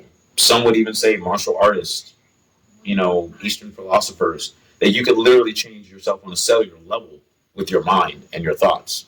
Whether you agree with that level of change that you can facilitate or not, the point being is you could change this machine you have tomorrow, right now, By your by actions. literally what you put into your body, what you do with your body, what you do with your mind, right? Do you meditate or do you stew? Do you go for the cheeseburger or do you go for the greens? Do you watch the TV or do you read a book? Do you go to sleep? Diet, lifestyle, exercise, as you know, just to be clear for everyone, they're not separate. They're all together. It's all one and the same. Right. And it's all about this machine that we have, this beautiful, incredible, esoteric machine I call our body. And it's empowering. And it changed so many other aspects of my life because of that empowerment. And I've always wanted to instill that with people. And again, I feel like right now is an opportunity missed because in this crazy world right now, we cannot change our political situation, right? Um, you could try to vote, but you can't. You could try and get out the vote, but you can't actually change who is in office and the decisions they make when they're in office. You cannot change this COVID situation. As much as you want to gripe about it, your griping is not changing anything. You cannot develop a vaccine. Um, as much as some people want to say just because there's a vaccine, all of a sudden there's a vaccine, and because I say that everyone's going to have it, everyone's going to have it, the world doesn't work that way, right? But you can change your body right now, starting this minute. And it's such a powerful thing because now you experience that potential, and it's real. It's not existential. You feel it throughout the day. You see it, right? And it makes a real impact on your life. Being healthier, not getting sick, having more energy, having a better mood, having better cognition. It improves every other area of your life. And I just wish, just speaking about this right now is just really, really kind of driving home for me right now. And we really did miss a huge opportunity right now. I don't think about it a lot. And thank you for making me think about that. But yeah, man, this is a huge opportunity miss for people to make some real changes in their lives in one area that could cascade into many others. Well, I've had two philosophies that I've always kind of lived by. Number one is I want to say it was shoot, I just drew a blank for famous football coach. He's like right now there's somebody training harder than you and longer than you, and when they meet you on the field of battle, you're going to lose. Right. So for me, it was like that's always been the competitive aspect of me to make sure that I am prepared and I'm doing all the things that I can prepare. The other philosophy is, the dog sitting on the nail. And it's a story about a guy goes over to his neighbor's house and dog is on the porch howling at the moon. And the owner just seems to be kind of oblivious and carrying on this conversation. And finally, the neighbor says, "It's like, what's up with your dog?" And he was like, "Oh, my dog's sitting on a nail." And he was like, "Why is he like? That sounds painful. Obviously, he should move." And the owner says, "Well, it probably doesn't hurt him enough yet." And I think of like our energies and resources of what we do. Um, it's like you could either use all that same energy and come up with the complaints, and your conspiracies and not be critically thinking about something, or you can put it towards an action of doing something about it. Mhm. And those are two driving forces. And since you're talking very passionately, if I can ask you to share, I know you had a very life changing story, especially when you were inside the entertainment industry, and one of those the key elements of what pushed you into the fitness industry, and that was with the systemic. But I'll let you tell that Yeah, I story. mean, you've heard it before, so I'll just, give, But most people don't know. I'll Like give when you you and talk about your health and audience. fitness, there's a reason why this is a big deal to you inside your life. Well, it is because I was one of those people that was full of hubris when I was younger, and I never got sick. I got colds all the time, but you live in San Francisco and you're wearing the smallest shirt you can, and out at night, you're going to get sick, right? You're going to catch a cold, right? And for the Whatever. record, like I know nothing about the entertainment Oh, industries, and to me it sounds like very glitzy from the outside. well, let me pay attention for you. Yeah, please. I did 100 concert shows and parties a year, right? Primarily in Northern California, but we did them all over the country, and outside of the country. National tours. And we focused primarily in reggae music and world music. One of the largest production companies out there. At one point, I believe we were the largest independent reggae producers in the state of California, which the sixth biggest economy in the world, right? And one of the most prolific genres of music, right? Seems fun as hell from my outside it looking was in. great. It was a great times. I mean, that's why I said I've lived many lives, right? And I won't. I have no regrets, right? Because that was a chapter of my life that I could say was incredible, right? And I had enough fun for 3 lifetimes, and I learned a lot and met a lot of incredible people and saw incredible music. I love live music. It's one of my passions. One of the things that kind of frustrates me being a Kailu all the time is I don't get enough of that world class live music, right? Um, but anyways, it was a great, until it wasn't, right? And the economy went to crash in '08, and what industries were hit in '08? Marketing, which was our main bread and butter. Events, that was our second bread and butter, right? And we were able to do the marketing because we had a great lifestyle brand where organizations like Coors and Scion and Budweiser would pay us a lot of money to have to do experiential marketing campaigns for them and incorporate our brand and reach out to our demographic. And this was back when MySpace was live, so people were understanding MySpace. analytics and data and social media, but they didn't really grasp it. So they're like, "Hey, you young guys who leverage MySpace, we want you to work with you." We actually ran MySpace, a place for reggae. So at one point, MySpace had a page for each music genre, and we were the ones who ran the reggae page on their behalf. Got a lot. So the marketing was actually our biggest moneymaker. Then the events, and then the record label was in its infancy and was a money drain because you're spending money to produce, but nothing's happening with it, right? And we had a clothing store, and Now, would you say that this type of work also is kind of more like a party-ish well, yeah. lifestyle? Well, I mean, so it started off doing concerts, right? And you do concerts, and my first show we did Sean Paul. I think it no, it was yeah, it was Sean. It was Sizzla Kalonji. We made 40 grand, 4 weeks of work. I was doing pseudopharmaceuticals, working for Core Blood Registry, CBR, and I was doing really well there. Straight out of college, doing really well. And I said, "Oh wow, this is good money." Next show we did, Sean Paul made like 20 grand. Another 4 weeks of work. Yeah, I think I'm gonna do this full time. Biggest mistake I ever made. Because one, when you do something that you love as a full time job, it takes away the passion. Two, when the thing that you're doing as a full time job is centered around being out at night, there's other downsides to that, right? And then lastly, I didn't really understand that the production industry in games comes with ebbs and flows. So if I do it all again, I wouldn't have done it full time. I would have kept it as a side hustle, and that would have been perfect. As a side note, just like um, personal training full time, 40 hours a week of training, is too much for me personally. Doing it 3 hours a day, perfect number for me. And I would have felt the same way about doing shows. Having to do 100 events a year was a lot. If I could have kept it to a dozen, perfect. You know. Um, but anyways, you know, it's always about relations. The entertainment industry is about relations. It's about relationships. So you're whining and dining. You're having meetings with club owners and bar owners and other promoters and managers of artists, and you're showing the artists a good time. So the next time they come around, they do business with you, and they hit you up first. So you have first right of refusal, and you want to get in good with their manager, and all these different type of things, right? And so that's just the business side. Let's not even talk about the lifestyle, right?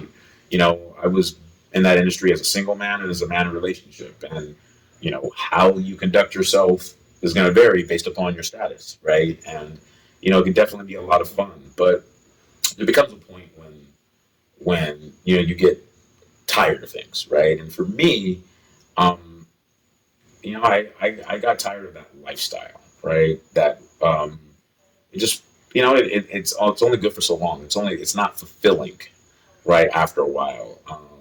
And more importantly, the bottom fell out underneath us economically, right? We no longer had the money to stay afloat, right? And I have always had loyalty to my employees, and I had two managers essentially, or that were both. One was a mother, one was just our manager, and we decided, me and my business partner, when we could no longer afford to pay for health insurance, that we were going to give up our health insurance and keep them on, right? And consequently, both of us have had life changing health issues because of that decision. My business partner got into an accident where he has permanent nerve and neck damage, and because he didn't have insurance, they didn't address it appropriately. Me, on the other hand, I also have permanent health things. And let me maybe take a step back. What ended up happening for me was when I saw the writing on the wall, things were going to go under. Um, I felt that it was an opportunity to, follow something I was passionate about, because I was no longer passionate about what I was doing. And I always felt like my calling in life was to make a difference in this world, and I thought I was going to be a teacher and a documentary film worker, right? Changing the minds of the masses and working with individuals to help them succeed, right?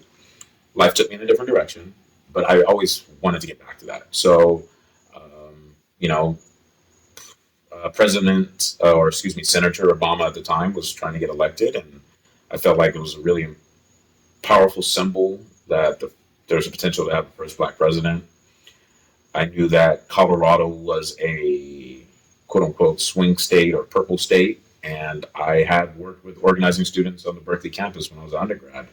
So I told my thing like, "Hey man, we're gonna close up shop anyways. Like I'm done, right? And I'm gonna go in a different direction." So I decided to go out in the Obama to work on the Obama campaign, and they told me that there was really needed people in Ohio to work at Ohio State and organize the students there. And I was like, all right, well, wherever you need me. So I went to Ohio. Again, I'm a nightlife promoter. I don't have functional clothing. I have only stylish clothing. I'm a California boy. I thought I knew cold because I knew San Francisco in November. I didn't know about Ohio. I did not have Ohio Yeah, I weather. have no idea about Ohio And either. I did mention that I went from having what I used to call an empire to being a pauper almost overnight, right? Where money was never a thing, to where No, it's a big thing. money is, I don't know where the next dollar is going to come from. So, needless to say, I go out there without the appropriate wardrobe and was not going to buy a new wardrobe. And I'm also known as a workaholic. Like when I'm focused, I put my head down. I don't know in between. I either do or I don't do. And I'm like, I'm going to get this guy elected. I don't care. And, that we ended up being short staffed.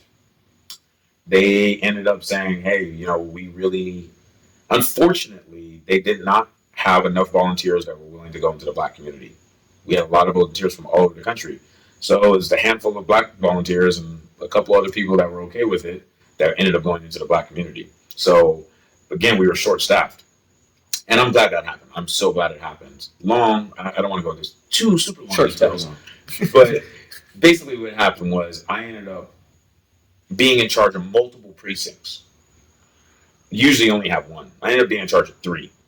Keep in mind, these three precincts I was in charge of were on the top 10 list of the most voter disenfranchisement and what I like to call messing around in the entire country in the previous election. So they were extremely important, right? They were in an extremely important state, and I have the responsibility of three of them. And I'm the type of person, if I take on a responsibility, I'm going to step up to the challenge, and there is no such thing as failure.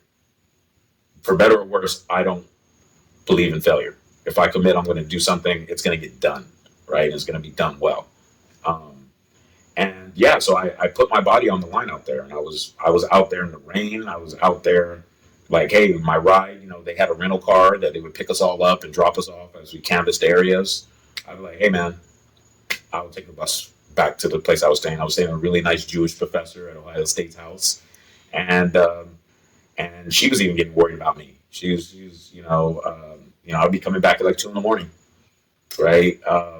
And she was gracious. She would like help yourself to anything in the refrigerator. I remember one time I passed out in her kitchen, woke up at 5 in the morning, was gone again, back out there, and that's always been my habit, right? Like I will put work above my health and family and everything else. So at least that's my in my past. That's You been my habit. and we had observed each other when Yeah, we burned both candles at both ends. yeah. I'm a recovering workaholic. I like to say. It still comes out at times. I need to Yeah. be careful to keep it at bay. And yeah, so I got really sick, man. At the time, I was a pretty heavy smoker and drinker. At the end of those shifts, trust me, I would go by the local bar and get myself a double shot of some Jameson, have a couple cigarettes. So I just figured, I had a cold and I've been smoking and drinking too much. And by the time he got elected, I was sick. I had the flu, but I suppressed the symptoms, ignored it. Took your over-the-counter medications, got back home, and I was in bad shape, bro. And it was literally after 4 days of not being able to get off my couch, and I looked in the mirror and I was like, I literally looked green. I looked green, but I wouldn't go to the hospital because I didn't have health insurance, and I was not going to go to a county hospital in Oakland. I lived right down the street from the county hospital in Oakland back when I first moved to Oakland, and my roommates were kids who were born and raised in Oakland, and I knew all the stories about that place, Highland Hospital. I was like, I'm not going there. My mom used to run General Hospital or used to be administrator, I should say, didn't run it. General Hospital down in LA, from the TV show. Yeah, she used to be an The administrator. actual Yeah, general hospital. Gotcha. and then she used to run the administrator at Killer King Hospital, Martin Luther King Hospital in Southern California, affectionately called Killer King because people are notorious for dying in their waiting room, Mm. right? I'm not going to no Killer King Hospital in my mind. I'm just going to wait it out. I always get better. I don't ever take medications anyways. I don't believe in doctors. By the time my roommate and the girl I was dating at the time dragged me into their car, literally forced me to the hospital, took me to the clinic in West Oakland, I was sitting in the waiting room, just rocking back and forth, saying, "Man, I feel like I'm dying." The woman took me into the back room. After about 5 minutes, she's like, "We need X-rays." She came back with the X-rays, and she's like, "I already called an ambulance. You're going to the hospital now. You need to have emergency surgery now, like now." Like she's like, the ambulance is on the way, and yeah, it saved my life. Like they said, if I would have came a day later, I would have been dead. I was septic.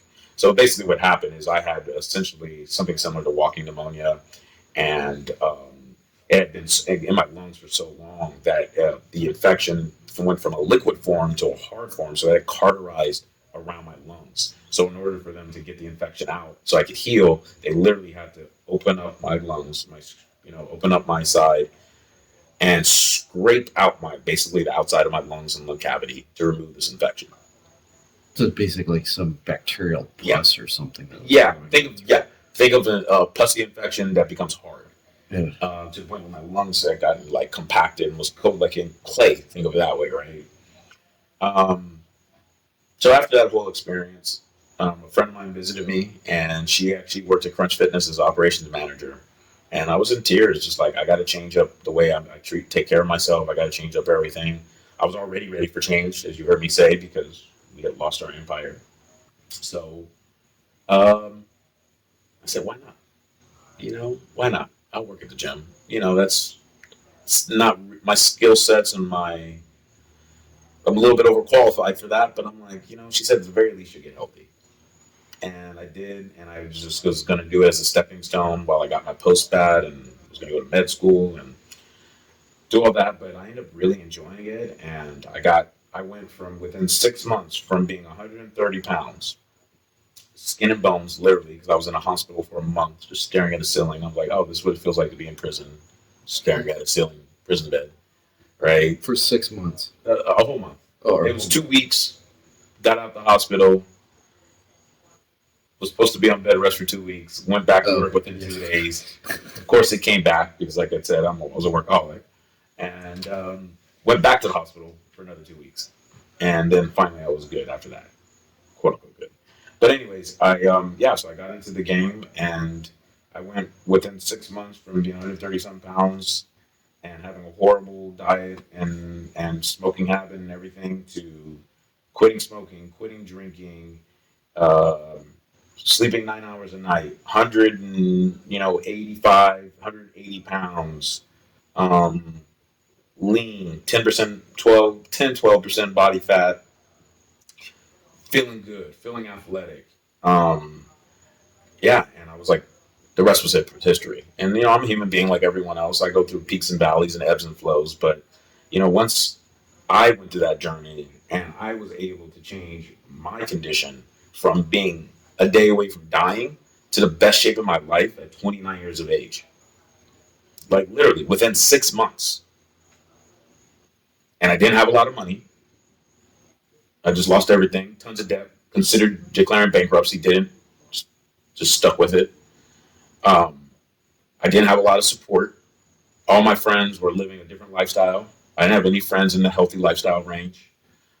But I was focused. I was dedicated to getting myself to this space of health and wellness, and I did it. And for me, that is one reason I always wanted to be a coach. Is I always wanted to help people do that. And it wasn't until I moved to Hawaii and I decided that what, I'm going to finally actually help people go through the journey I went through without all the negative stuff beforehand.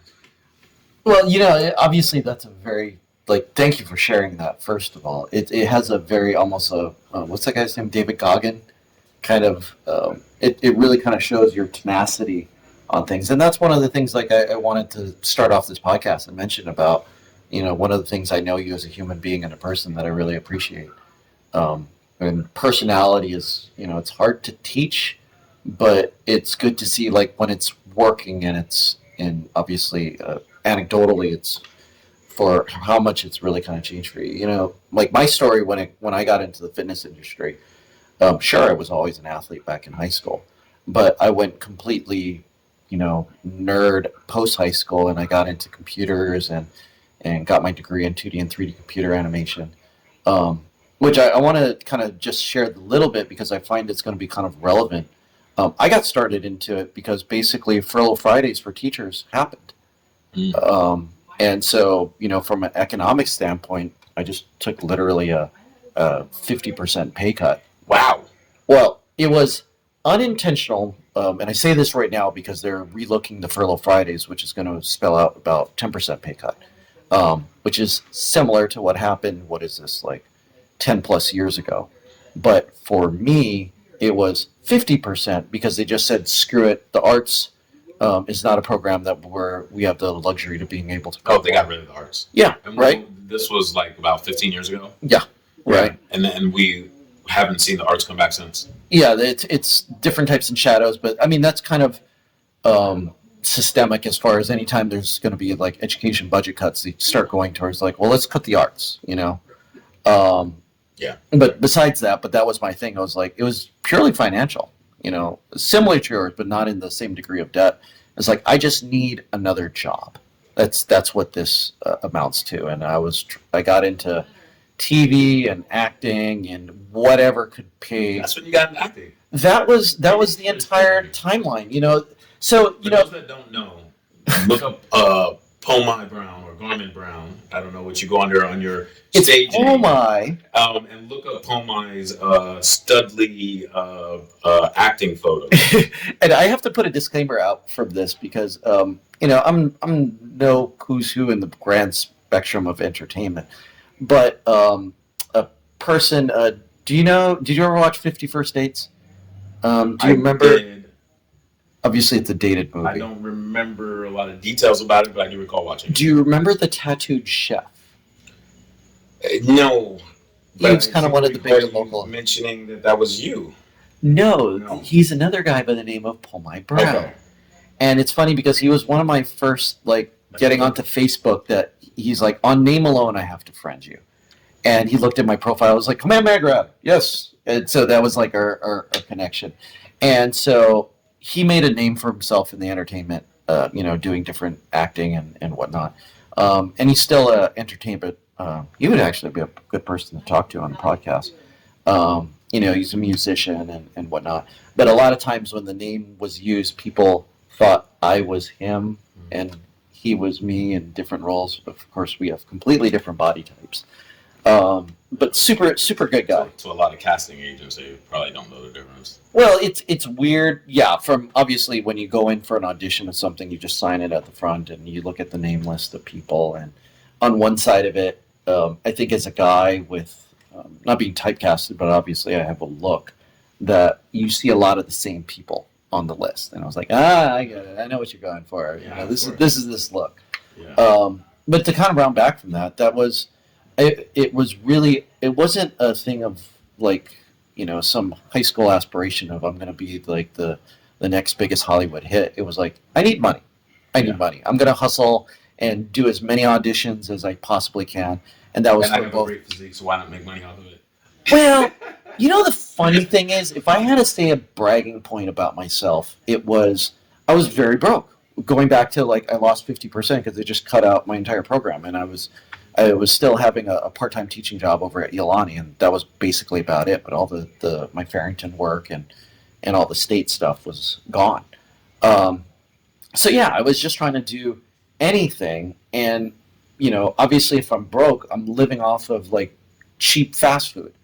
And so I had this entire like hard, I had a good workout ethic, but it was being fueled by chicken sandwiches and the dollar chicken wraps from McDonald's or Costco hot dogs for $1.50. Yeah, classic college diet. Yeah, so but the thing is it's like, when we talk about especially now since a lot of people are broke, if you can have a conversation with them, whatever your budget is of trying to eat healthy, there's always a smarter choice. I'm not going to be the one to say it's like McDonald's necessarily is the healthiest thing, but let's talk truth to power and what are assets. Like there's still better choices that you can get, and for lack of a better phrase, I had a controlled diet per se. I worked out a decent amount, and I got lean, and that was at least a model esque look to somebody. And I say this because one of Your my mom probably thought you looked too skinny, but to them that was perfect. it's always kind of sort of. That Hollywood versus mom. My mom was always she was a very supportive person, but it was kind of she was an educator, right? So Oh, I didn't know that. yeah, she was a school counselor at Kalihi, and retired after like 39 years of education work. But it was one of those type of things as a parent. I don't think that she like. I want to say that she wasn't supportive. It's just that she doesn't know what to talk about with it. You know, I remember times she's like, "You should cut your hair. I think that would probably be a better look." I was like, "No, apparently they want me to keep this. This is what's Yeah. paying the bills at the moment." She's like, "No, you should be a lot more conservative as far as that." And I was like, "Mom, you just don't know what you're talking about." Yeah. Love her, but it's just not her wheelhouse. Unfortunately, they're not casting the professorial brown guy in too many movies. Yeah. They are casting the ambiguous brown guy with big hair all the time. Yeah. And if any casting agent is listening to this, I obviously can play a very smart person. Not play, I am a smart person. Well, mine would be great if you ever did stand and deliver to Oahu. Thank you for that pitch. But the reality was, it's like, yeah, I was just, I had a look. A friend of mine that I would go work out with. He's like, hey, you ever thought about modeling? And I'm in my early 30s now. So I was like, why would a 30-year-old ever try to get into any type of modeling? And he was like, you know what, here's a photographer friend of mine. Why don't you just start making a portfolio? And things ran from there. And when it came to like, as you know, inside our job, we always call it the hustle. Like it's not in the traditional clock in, clock out type of factor.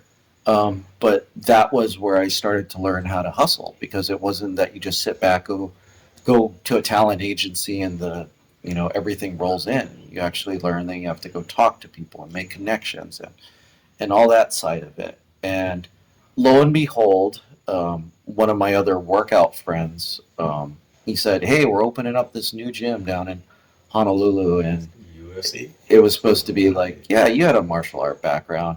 Of course, it was kind of And it was funny, like a new concept at the time. right? Like that, like yeah, that's got to be so awesome. And I've heard you talk about that just to be in the ground floor of a really new concept and an innovative brand like that, especially because the fitness industry is so stale and boring. Often, I mean, now there's always the new hottest things coming out all the time, but I feel like then especially on this island, I'm assuming there wasn't a lot of new things coming around.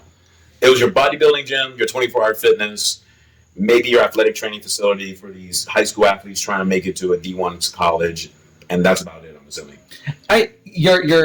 You definitely have points of truth in there. I think number one, it's like the what people thought of UFC, and to a large degree, I feel that Hawaii's always been some type of a martial art mecca. Oh, Right. yeah, for sure. Right. Didn't Kaji Kempo come from here? Yes. The original MMA, Yes. you could say it came from Hawaii. Yes. And that was don't get me started on the lineage. I missing bits and pieces of, but you're absolutely correct because that was even Chuck Liddell's kind of one of his base styles Really? when he got started off. Yeah, he had a Kaji Kembo background from California. I don't know the gym. I believe their term was, while it is Kaji Kembo, I think they even called it like Hawaiian Kempo or something of that name. But at the root of it, it's Kaji Kempo. I want to say that was the Gaylord gym. Was this sensei? Northern or southern? Don't quote me on that. I just know that was like part of the. Do you think it was northern or southern? Not sure. I have a good Not buddy sure. of mine who was like, well, the first time I came across Kaji Kempo was he's from Saliandro, Mm. and I know he trained with a master out of there, and his master's roots were from Hawaii. I want to say the last name was I believe Gaylord. This is the times like I wish I had Jamie from Joe Rogan's to fact check this, right? There you go. But yeah, no, he was a famous person. Obviously, came from Hawaii and then passed on and kept that lineage going through. And obviously, it rolls into what we know of MMA nowadays. And but kind of going back then, it was a new concept. Combining these two things. I think especially if you talk to a lot of our coaches and especially people that were MMA fighters, like being an MMA martial art athlete has really kind of evolved. Oh yeah. Right. Dramatically. Yeah. I mean, now that there's even a sport. I mean, when I saw UFC 1, that was right 92, and I thought it was like some real On VHS. Right. It was yes, and it was hilarious because it was getting passed around like it was like porn in school, and like your friends are giving it to us like, "Hey, you gotta watch this. This is so freaking brutal," and It whatnot. was like that in Faces of Death. Right, and not as bad, thank God, but it was It was up there in terms of being like, I want to say taboo, but edgy and like, look what I got. Yeah, whoever saw it, right? Yeah. And it was all of a sudden like big dude goes up against little dude, and little dude's walking out of this. How did that happen? Right? And that they would, I want to say, what was it? Jim Brown was the commentator on that, and the first episode they even had like this martial art breakdown in history because it was supposed to be like, this is traditional karate versus traditional Muay Thai. That's how they always framed it. It was like the battle of the arts. Yes, right. Exactly. And then, of course, Hoist just made everybody say, what the hell is that? Yeah, how is this working? Two guys fell on the ground, one guy gave up, and the other guy is leaving completely unscathed, right? Yeah, the small guy. Yeah. But it's kind of interesting because fast forward, like, that was what we were watching in high school. But it was just so weird and exotic. Nobody thought it was like, oh, I'm going to grow up to be an MMA fighter. And I don't even know if they called it MMA for the first 10 UFCs. Yeah. Did they even call it that? No. And if I know there was it was just the Ultimate Fighting Championship. Yeah. The word MMA wasn't even in the lexicon. Right. And I think it's funny because you have to look up the podcast with Joe Rogan and Big John McCarthy. And he talks about like how that even got coined a term. And it had a lot to do. He says some of the history, and obviously go watch it. Don't take my complete word for it. It was like somewhere he had to sign on this agreement, and it was like occupation or something to that effect. And he was like, I don't know what to call it. And it had a lot of like the semantics of like if you call it this, then they're gonna have to put it in this direction. So he was like, I think I'll just call it mixed martial arts. Got you. Something to that. Got you. Yeah, I get it. Again, it's just, a mixture. I like that. Because if you call it, I think it was like if you call it boxing, then there's going to require like this venue has to do this type of thing for that type of event. But it's not wrestling, so we don't need to bring out this type of stuff. So yeah, and that's like the very cowboy Wild West. And it was Big John McCarthy who actually came up with it. I don't think he takes credit for it, but he talks about part of, and he did at least have some responsibility. It's really kind of chicken or egg, because then it was like, is it finally the term when the promoter says it's the term, or is it, Well, chicken and egg, like you said. Speaking of podcasts, 30 for 30. Yeah. ESPN, the television series. Yes. They have a podcast. And some of the content on there is not the same stuff that they do in the actual real things. So I don't know if they actually did a video version of this, but they have one on MMA. Okay. And ESPN does a great job with journalistic integrity and research. So even someone who's well versed on the history of MMA and the Ultimate Fighting Championship and UFC specifically, will find that one interesting. So yeah, it was. I can't remember if it was specifically on UFC or MMA, or if it was on the Gracies. But needless to say, they dive into all three quite a bit. Right. Do you remember the other little side shows that was of the era? Fight Science, and gosh, I remember they had King of the Cage. Well, Fight Science. But I never heard of Fight Science. Fight Science was the first time, of course, the nerd in me liked it, that they took all these different practitioners. Oh, the TV show. Yes. Yes. And they would test out, it's like, hey, this guy is a Muay Thai and he throws like 2,000 pounds per square inch, and they had the entire accelerometer and stuff. And I find that type of stuff super. Oh, yeah. And you remember the most powerful kick was the. It was the Muay Thai guy. No. That was a different episode. Okay. I know what you're talking about. The first episode was the Muay Thai guy, because he used a knee clinch, and then it was kind of in debate. Well, that's a knee. Is that really a kick? Well, for all. So that's interesting. The knee is more powerful than the kick. Well, it's because you're using two counter forces. It wasn't just his knee driving up; he was pulling it down, and obviously in that technique. Just in the sheer physics of it, of course it's going to be. And also where you're landing. Yes. Your ribs aren't nearly as strong as a shin, forearm, right, elbow, anything else. So yeah, you're devastating. Sternum, organs, ribs. The capoeira one that you're talking about with Leif Crawford, which was like Which did he do again? I don't remember the names for my life of me. Okay. For those that don't know, Pomai is not only a Kempo guy, but has dabbled in capoeira as well as what other martial did boxing at Polo Gym, Wing Chun, with Sifu Wei Ching. Wrestled inside high school. Actually, one cool thing I've been enjoying is training with Arthur Wong, our Muay Thai coach up at town. So it's been kind of scratching. You began into Muay Thai then. It's been kind of scratching an itch. Yeah, it's been fun. Is your mobility getting better now? I enjoy a leg kick. We haven't quite gotten that yet, but it was like it works. We'll use it for the time being. That's a different thing. By the way, you're always welcome to come in and work out. I miss us working out. I just started getting comfortable wearing the mask.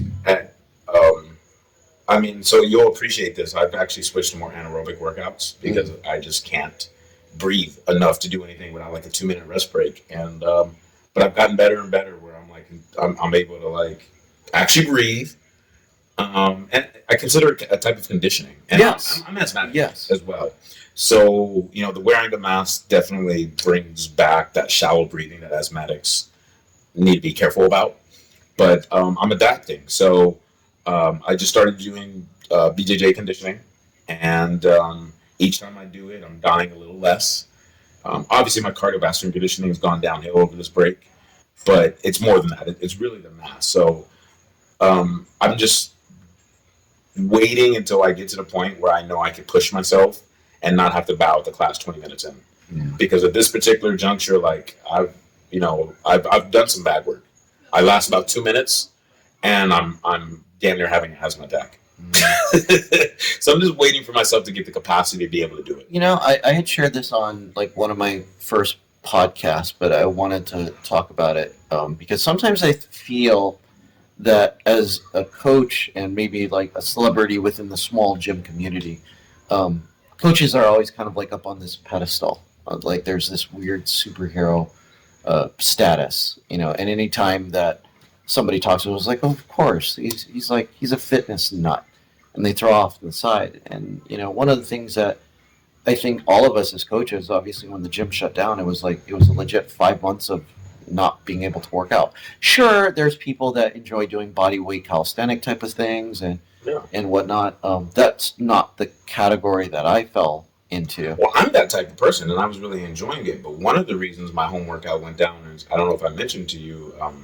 Yeah, but I got some serious hip stuff going on. Right. I got a labral tear going on, and it got amplified over the break. And so once I couldn't do anything with my lower extremity, then I was really screwed because my home workouts out here in this front yard were great. I got my kettlebells, I got my TRX, I got the road to run in, I got hiking trails. Once my hip went out, I was just like, now the home workout was just lame because all I could do was push-ups and planks and rows. And you know that it's good for you, but I think it also kind of goes to this passion element. Are you really that big of a fan of a push up and you know what I mean? And I'm not a calisthenics guy, but it worked. Right. It got me nice and lean. Right. It made me feel really light on my feet until my hip gave out. Well, I think this kind of goes back to part of what we were talking about earlier is like when somebody's passionate about something and if that was part of their goal, of course they're going to try to keep on doing it. People that enjoys hikes just want on more hikes, and obviously I'm never going to crap on that for doing a health thing. Of course it's a better thing than staying at home. Mm-hmm. But if you're not that guy, then the question is, well, and then what? Well, then you adapt. So that's actually when I picked up diving under the water because no matter what, under the water, my hip is good. And when I picked up kiteboarding because it was like, so I actually picked up a couple of recreational things, but you know me, like I like training at a certain intensity when I train, and those activities don't give me that intensity. So yes, I'm being active. Yes, it's great being outside, but one, it's not efficient. Neither one of those activities can I just squeeze out in 90 minutes and get it done. Those are like 2 to 5 hour activities, hiking including with that, frankly. Right. But you just don't really, hiking I could get a good workout out of. And kiting, maybe I can if there's good wind and it's really powerful. Diving, you feel exhausted at the end, but it's not the same. Mm. Do you dive? I have dived. It's obviously been a minute. It was like something I did back in like college, which I have like weird stories about that. You ever want to go out, man? I'm by no means an expert, and I've only caught 3 fish in my lifetime, so I'm definitely a novice. But it's fun, bro. It's fun. You should get out sometime. I'm not opposed, especially just to hang out and be social and keep that part of the social. No, I don't. Okay. We'll find some. Let me kind of circle back because I think so. You did a good choice, but one thing that I had kind of noticed, especially recently, because I didn't know that the Ikaika bodybuilding still happened. And obviously, I'm speaking from a perspective of a bodybuilder and somebody that enjoys weights. It was like a lot of the goals when COVID happened, just kind of like, what am I to do? Mm-hmm. Like I've unintentionally, because I've been working in a gym, I never thought in my life to ever like buy gym equipment. That's why by the time it was funny when I came down here, we went bike riding. Now that my SUV is like freaking loaded up with all these weights, but this is all like the answer to COVID. And I come from a place of honesty in the sense of when I was doing all those home workouts.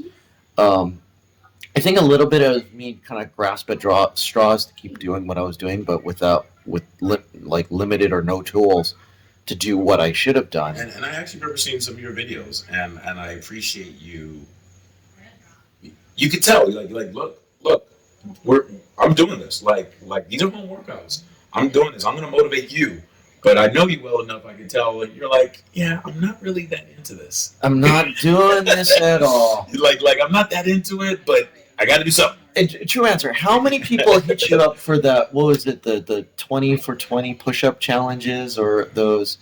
Nobody. Nobody. Nobody. Okay, I had a few people, and I have to See, the funny thing is I think my people know I don't do that. I am intrinsically motivated, not extrinsically motivated. I don't care about someone else's challenge. If I come up with my own challenge, I'm gonna go hard at it. Your challenge, I could care less about. Fair enough. And to me, it was like, oh, push-ups. I know you're asking me because either you're a client and you're a friend, and you keeping me attached to this thing, and I appreciate the awareness of it. But just like when we had that, the what was the challenge that all of us had to do? Like it was either burpees, I'm not wearing it. The Ultimate Fitness Challenge or but it was the one for ALS. ALS. Yes. And then me and Sean decided to make our own translation of to like lifting a certain amount of load. Yeah, because I was it was weights correlated to like how many the dollar amount. It was you weren't gonna do it in one lift. You were gonna do it over.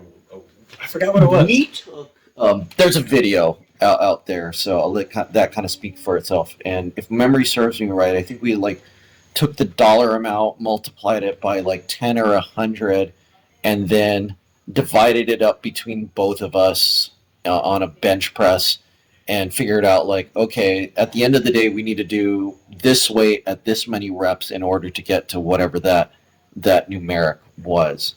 And it turns. What was the number if you recall? I don't remember offhand. Obviously, Sean did it faster because he did like 315. Probably outweighs you by a good 60 pounds. I'm guessing. He's a big boy. I miss lifting with that guy. Hey man, he's big and lean right now. I saw he was in the gym the entire shutdown. Did you guys lock him in? Because I could imagine that would be like his dream thing. Just somebody just feed him food under the door, and he just constantly works out. And like 5 months later, you just see him like he's like, yeah, I put on like 70 pounds or something. The gym is his home. Yeah, sure. Yeah. No, I feel it. That's one of the things I love about that guy. Like he's just passionate, whether he's actually working in the fitness industry or not. He's still going to be doing his thing. Like you don't need to tell him about it. Oh yeah. And I feel that, but that also kind of circles back to what I was talking about with like these home workouts. Like I could do like, okay, so I did like if I did 1,000 push-ups, I'm not Herschel Walker. I'm not one of these guys that like lives for calisthenics. And you just being closer to me and know my personality, I was like, no, I really kind of need to lift heavy crap. Like this, this needs to happen. And then that I felt myself athletically starting to take a decline, even though nobody would ever say it's like, well, you're not getting fat, and even, I have Omron at home. I would take my body fat, and I got up to like 27. But you also have the frame where I don't know. I don't know. I've never seen you doing a ton of calisthenics and with your body's potential, but your frame does well with heavier weights. Like your frame is meant for some size. Yeah, and I enjoy it. At the end of the day, it's a nice marriage of. I miss heavyweights, man. My body just doesn't like them anymore, man. Like I'm slowly adding them back in again because I'm going more anaerobic. But you know my joint stuff, and it's just like, yeah, like my body just feels better when I just not going heavy, medium heavy, but like going heavy. But I miss it, man. I do miss it. Well, one of the things, like kind of circling back, because since you were talking about the mask portion, when I decided to like pull the trigger and trying to come back, I'm looking at all my spreadsheets and stuff, and I was like, I'm out of shape. This sucks, and like I haven't been in this part of it's like I wasn't doing great by my metrics, and on paper it showed. I literally graphed it out, and I told Mike Kalhar. I was like, okay, well, let's get my starting date here, which in my mind it was, okay, I got this amount of time to at least to get a degree of competence. and it started out like me unmothballing my bike, and I was like, okay, we're gonna go down to And then that's Papua. when you started literally riding all around town on your bike. Yes, and that's But how. you know what? Now's the time to do it. Well, that was the time because riding around town during normal traffic patterns is a little bit more precarious. Yes, and I do have some stories on that. I But bet. but the mentality was, it was like whether it was going to be bike riding, whether it was going to be just walking it out. Like I was not accustomed to being out, and I was not accustomed to wearing the mask. And I knew if I was going to go back to the gym, it was mandatory to have a mask. Good point. So if I didn't condition myself for it, and Kapiolani Park, I think it's like 1.7 miles if you just do, or Okay. Good one to know. lap around. And I was dying. The first lap, just even walking it out without even doing the bike, I was dying. With a mask on? With the mask on. Of course. Yeah. Bro, I'm not joking with you. When we first did the shutdown, I rarely left the house or my neighborhood. I mean, I left the house all the time, but it was always outdoors. I was in my neighborhood. I was hitting the beach, whatever. I didn't go into businesses. I went to the grocery store once a week. Go in the gym when I absolutely had to. But I remember when the gym opened back up, and the first day of work, I was walking up the stairs with a mask on. Halfway up the stairs, I felt like I couldn't breathe. Yeah, it was rough. So when all these people talk about, oh, I can't breathe, F you. I'm an asthmatic who doesn't do well in humidity. And I'm wearing this mask in hot, humid Hawaii. And you know what? It sucked. And then after 2 days, I didn't even realize I was wearing it anymore. Well- So, like, to say you can't walk around with a mask on is BS. Now, working out, totally different story. Totally different story. But say you can't walk around with a mask on, and Well, I color it this way because you remember like when I came to the gym to kind of say my goodbyes to everybody after after the first shutdown. I had that Mortal Kombat wannabe mask, and totally so my style. well, but once again, kind of going back to how I said, like, how are you feeding this? Where are you putting your energies, right? To me, it was like if I am not comfortable with the mask that I'm wearing, then I better fabricate something in order for this to be easier for me, and especially if you're doing athletic Being stuff. solution oriented. Yeah, it's like how am I? I'm just going to outthink this. I always said, like, if somebody came to the front door and they're wearing like a hazmat suit, but what, I was like, check them in, let them go. If that's what they felt that was comfortable for them to do the thing, I ain't going to stop them. Yeah. It's this whole kind of like shaming out of what it is. I was like, that person is putting thought into being productive. See, I hear about these stories, Like, oh no, oh no. and I'm glad I don't see it. But part of me wants to see these things For me. because I want to put people in their place. Like, you see these videos of people saying, giving people a hard time for wearing their mask. I would love to see that in front of me because I will defend that person's right and to wear that mask, number one, but then not be disrespected and have someone randomly be belligerent to them for them to being responsible, or at the very least, whether you want to call it responsible or not, following the rules that were dictated by the powers that be, right? Like, how dare you? Like, I would love for that to happen in front of me, man, so I can give them a piece of my mind. You know what You know what I'm saying? Because, like, yeah, man, that's not cool. That is not cool. and it goes back to like we've seen it before, like on gym fail videos, and I'll call out anybody that tries to post, especially if I saw it at the gym. It's like, oh, here's this super obese person that looks stupid doing an exercise. That person is doing the right things. That's like the time and place, right? How are you being helpful by like you're not. And when do you have the right to publish other people's? I mean, yes, you can do it. Doesn't mean it's right to do it, right? Like, legally, I could walk up to your mom and call her whatever I want to. Legally, I could stand out in front of your church, whatever your religion is, and disparage that religion in the worst way possible. Doesn't mean I should do it or it's the right thing to do, right? And it's the same thing. Like, just because you could videotape someone doesn't mean you should be doing it, much less humiliating them, and much less posting it online. Bad enough if you're just going to keep it for yourself to show your friends. Yeah, well, you used to always simply put it through, is it helpful? Is it Yes. helpful? Right? And not to go out too far off topic. Yeah, Did you have to Did you have to deal with like a lot of Karen situations or? I mean, yeah, but so anyone who has a legitimate concern that takes it too far, I will acknowledge it as such, right? I appreciate your concern. I agree with you. This this is the reality of the situation. This is what we're doing. This is it, so on and so forth. And I found that approach has worked. You've seen me work. Like I've learned a lot about how to work with the local community, right, and how to interact with the local community. It was something that was new to me. Karen's was not new to me. Trust me.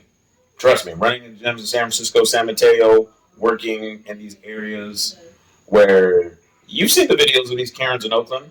You have these power dynamics where you have rich and powerful and educated that feel like they could say and do whatever to unrich, unpowerful, uneducated people, people that may or may not be of a different color, because I've seen it from all different races as well, Right. having this mentality that I am greater than thou, that I deserve more authority, respect, attention, my desires and wishes are more important than yours. All of that whole mentality, Right. I'm very familiar with that. I have no problem with the Karens. And 99% of the interactions I've had with Karens inside and outside the gym, um, I've been smooth. Um, but yeah, at the end of the day, man, you're always going to have somebody who's unreasonable. And, you try and reason with them to your best of your ability. And at some point, at least for me, I'm always going to say, I'm almost verbatim going to say, look, we got two options here, A or B. Which one are we going to do? There is no other option. I have nothing left inside my control or my powers, right? And I'm just going to put it to them like that, right? And you know me, like the two options you're going to choose. One of them is going to be the one that you want. One's the one going to be you don't want, right? So choose the one You have that a you want, reasonable response, and or let's we have move a on. policy Right. response. So so sometimes it's going to be, well, you can cancel your membership, or you could be patient, or you could leave the facility immediately, or you could follow our rules. Right? It's like it's two choices here. I'm not going to engage any longer. Oh, you're going to, and of course, they want to continue to suck your energy because their energy sucks. Um, and I'm going to just straight to them like, well, I can no longer help you, or I'm going to make an excuse. I got to get to a meeting, but I'm not going to let them suck my energy or get caught up in that game. And you know how it is. Angry people want misery loves company. Yeah. Angry people Yeah. love other people to be angry. I'm not going to let you bring me down. Yeah, I have to admit, maybe after the first reopening, I can say that there was a little bit more. But I also give sympathy to people from the COVID fatigue side of it, because I think there was just a lot of pent up frustration and anger, and people hurt people, Mhm. and people were just taking it out on each other. I mean, now that enough of it's gone back, like you, it's like I don't need to enforce it as hard because there's not as many situations that I need Well, to. they're also not coming to the gym. So, there was an attrition, right? People left the gym, right? Legitimate concerns, unfounded concerns, whatever. Legit complaints, unlegit complaints. Well, all the people that had complaints and concerns are gone by now. So that's one reason. Yeah, Like, all the that's people that true. are in the gym want to be there. They're Exactly. happy it's open. They feel comfortable there. All the ones who were wavering, they've been long gone. And I think it's better that way. I've always said, I respect anyone who doesn't feel comfortable. I totally understand. And I understand people who do feel comfortable. Initially, I didn't feel comfortable. As the science came out, as I started looking at the numbers and I started thinking, statistically speaking, the chance of me actually ever being in contact with someone with COVID is extraordinarily low. Then you take on top of the fact, the contraction methods and the precautions that you as an individual could take, so on and so forth. I was no longer worried about it. But at one point I was, right? And so I respect everybody's level of comfort and fear. And you cannot judge or disrespect or belittle someone True. because of Very that. true. But where I draw the line is again where your personal opinions and choices affect other people, right? When you're because you want something a certain way, it's taking up 25 minutes of my time, and I can't help out my staff or these other members or my client. That's when I have an issue with it. When you're making other people feel uncomfortable, when you're putting other people's health at risk, when you're causing the gym to potentially shut down, when you're belittling and berating a front desk person who's just doing their job, and like, what world do you think in? Do you think he could just arbitrarily do what he wants to? He works for a company. He's following orders. So give the guy a break. or get the hell out of my facility. Yeah, no, You know, I I had a had. conversation with a coach who's no longer with us Hmm? that berated our front desk. Mm, And I'm like, you work here. So first and foremost, you know how that goes. Right? interesting. Yeah. Obviously, we don't need to. Yeah, of course. But yeah, man, it's just people are emotional, and I get it. And so I'm calmer now than ever before because I've had time to relax and stress out, and people are more anxious than ever before. And I'm using that, and I'm being sensitive to that. They're like, hey, Mike, you're in a space where you can stay calm, even if they're not. So why don't you stay calm and hopefully bring them down a little bit? But God forbid I was just as anxious as people are right now, because you know me, when I'm anxious, I can be pretty fiery. And if I was in that state of mind with the way that some of these people are right now, it could be pretty explosive. Yeah, I think one of the few things, and for the record, I haven't needed to be so much of like a mass Nazi with it, but I think That's for got pretty good adherence from what I saw there. it is, and so I'm not trying to make a mountain out of a molehill. Yeah. If There's I always that guy. Well, on one side of it, we've worked at gyms long enough that customer complaints and all these type of things aren't new. Yeah. I mean, these are kind of the nuances of how you are managing it properly. But obviously, the how should you say the ignorance, the state of like we've talked about it enough about just non-critical thinking and privileges and all these type of things. Non-rational entitlement. Yes, all of that. There's been a lot of that's been going on, and people are trying to. I'm going to try to call it in a right way. Protest their opinions on the policy, and that's not what this is about. Mm-hmm. And so I think one for me is like it's if it's needed, then I can at least step into a place that I'm not a bully, but people I think feel less compelled to have to argue with me. Well, but I think you're a calm individual. You speak clearly, calmly, and physically. Because that's another thing I don't like is when people try and use their physicality to intimidate. I'm big, so I can do what I want. That's another one that's just inappropriate, right? Does not, and they won't say it, but they're using their physical size to intimidate into whatever, and they're not going to get away with that as easily with you too. So you're in a unique position in that sense. Well, and that's why I'm not afraid to if somebody comes up to me, whether it's another coworker or a member, that it's like, could you go talk to this person? We're having kind of a interesting. So you're the go-to guy.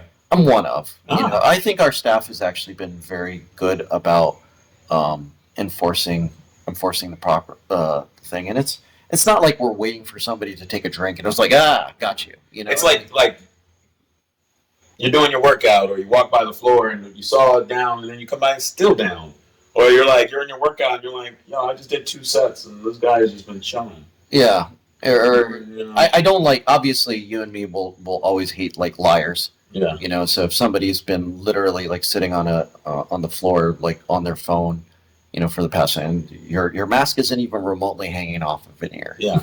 It's like I'm going to say something, and if you give me the roll your eyes or the go away peasant type of thing, I was like, okay, well, I'm going to be, a little bit more first. Like my go-to is I literally, because people have headphones in, I'm usually just pointing at your mouth and I'm just like, hey, yes, thank you, right? Yeah, and that's enough, right? But yeah, if you're gonna be a dick, then I'm gonna have to be like, all right, take your headphones out, all right, and I'm still gonna be cool about it and be like, hey, you do, I'm not sure if you're aware, but we have a policy that everyone needs to wear a mask at all times in the facility, so you do need to put your mask on. No, it needs to be on now. Yeah. And then, initially we had a few people, the sign's at the front desk. It's in the thing. So I don't see how you couldn't have seen it. But you can go ahead and walk up there and go see it for yourself. But in the meantime, I need you to put the mask on now while you go up there and look for it. And I've had a little bit like, I'm actually a manager here. But, you're more than happy to call our corporate office if you have an issue. But for the time being, you need to put your mask on, and you can make that call outside if you want to take your mask off and do it with your mask off. But you need your mask on right now. And I think people people want to play the power card, and I'm not here to play a power game. I'm trying to find a solution. But if you want to play that game, I'm sorry, you don't have any power here. I don't have any power either. I just work here. And you know what? My job says I need to make sure you're wearing a mask, so you're going to wear a mask. One last thing, and I want to kind of close it up on this topic because we've talked about so many different things. Which, by the way, thank you. This has been Yeah, this has been great. Way long conversation than we both expected. Oh yeah, no, it's gonna be a hell of an upload on YouTube. Oh, that's gonna be interesting. But I think my dad will be the one guy to watch it on my end, but okay. but I think one thing that if I could like have a voice to the community, and obviously I think COVID has made things hard for all of us, and Yeah. so we're all in the same boat. As far as it affects us, but if our lives are like at, let's say, an 8, maybe we're at 6s. We can all admit that maybe something somewhere has maybe taken a drop. But I digress. The point is that I think one thing that I always want people to do, especially, I remember times in gyms where the culture and the respect was kind of in a different place. And I always look at it like if I was to make a gym, and I'm not going to try to go off topic on this, I would probably have a phone free, social media free zone. Like this is the place where we work on our health. This is where we like to focus. I know that's probably not going to be a very popular opinion, but it also comes from an era that I remember that was always respectful to ask somebody. It's like, hey, how many more sets you got? Do you want me to spot you for something? Wow, I haven't heard something like that in a long time. Yeah. That's part of my point. Yeah. And now people seem so plugged in and like sitting at the squat rack for like 10 minutes, just looking at their Instagram or something. And there's almost like this barrier. It's like, don't talk to me. I'm in my zone. I'm doing my thing. Yeah. Of course, in my mind, I was like, I appreciate it, but this is a place of health and working out. But I don't know if that's new about people being in the zone. I'm very much in my zone. I'm very approachable. If you didn't know that, you would know that. Like he looks like he doesn't want to be messed with. I actually don't mind at all. But when I definitely. So I don't think that's new. But I think you did touch on something. The gym culture at one point, and it's gone through a lot of reiterations, Yes. right? Iterations, but there was definitely a culture where it was only the diehards that went to the gym, and it was a fraternity. Yeah. Right? And you kind of see that with the MMA guys right now, right? It's a fraternity, right? It's the diehards, right? But as it gets more watered down, right? As you're gonna probably start seeing, I guess you could almost say what is the difference between a cardio kickboxing class camaraderie and a Muay Thai class camaraderie, Yeah. right? You're gonna get like, hey, the fitness, the hardcore, like, yo, I'm in the gym 5 days a week, and I'm serious about my stuff, and I have training partners, and that's the old school way. We learn from each other. We didn't learn from books. Like I said, like I'm using the Muay Thai thing. You learn from each other. You don't learn from books, right? But now we've gotten away from that. Now everyone's learning from their app. Everyone's following an app. Even I have finding myself once in a blue moon looking at a YouTube video to do some stuff of maybe Jeff Cavalier, some movements that I thought I was really liking, or an on it workout or something. But what it means is I'm on my phone for my workout inspiration. It's not Pomai. It's not the other guy over there that I'm like, bro, tell me about this move you're doing. Tell me about this workout, right? It's not those conversations, right?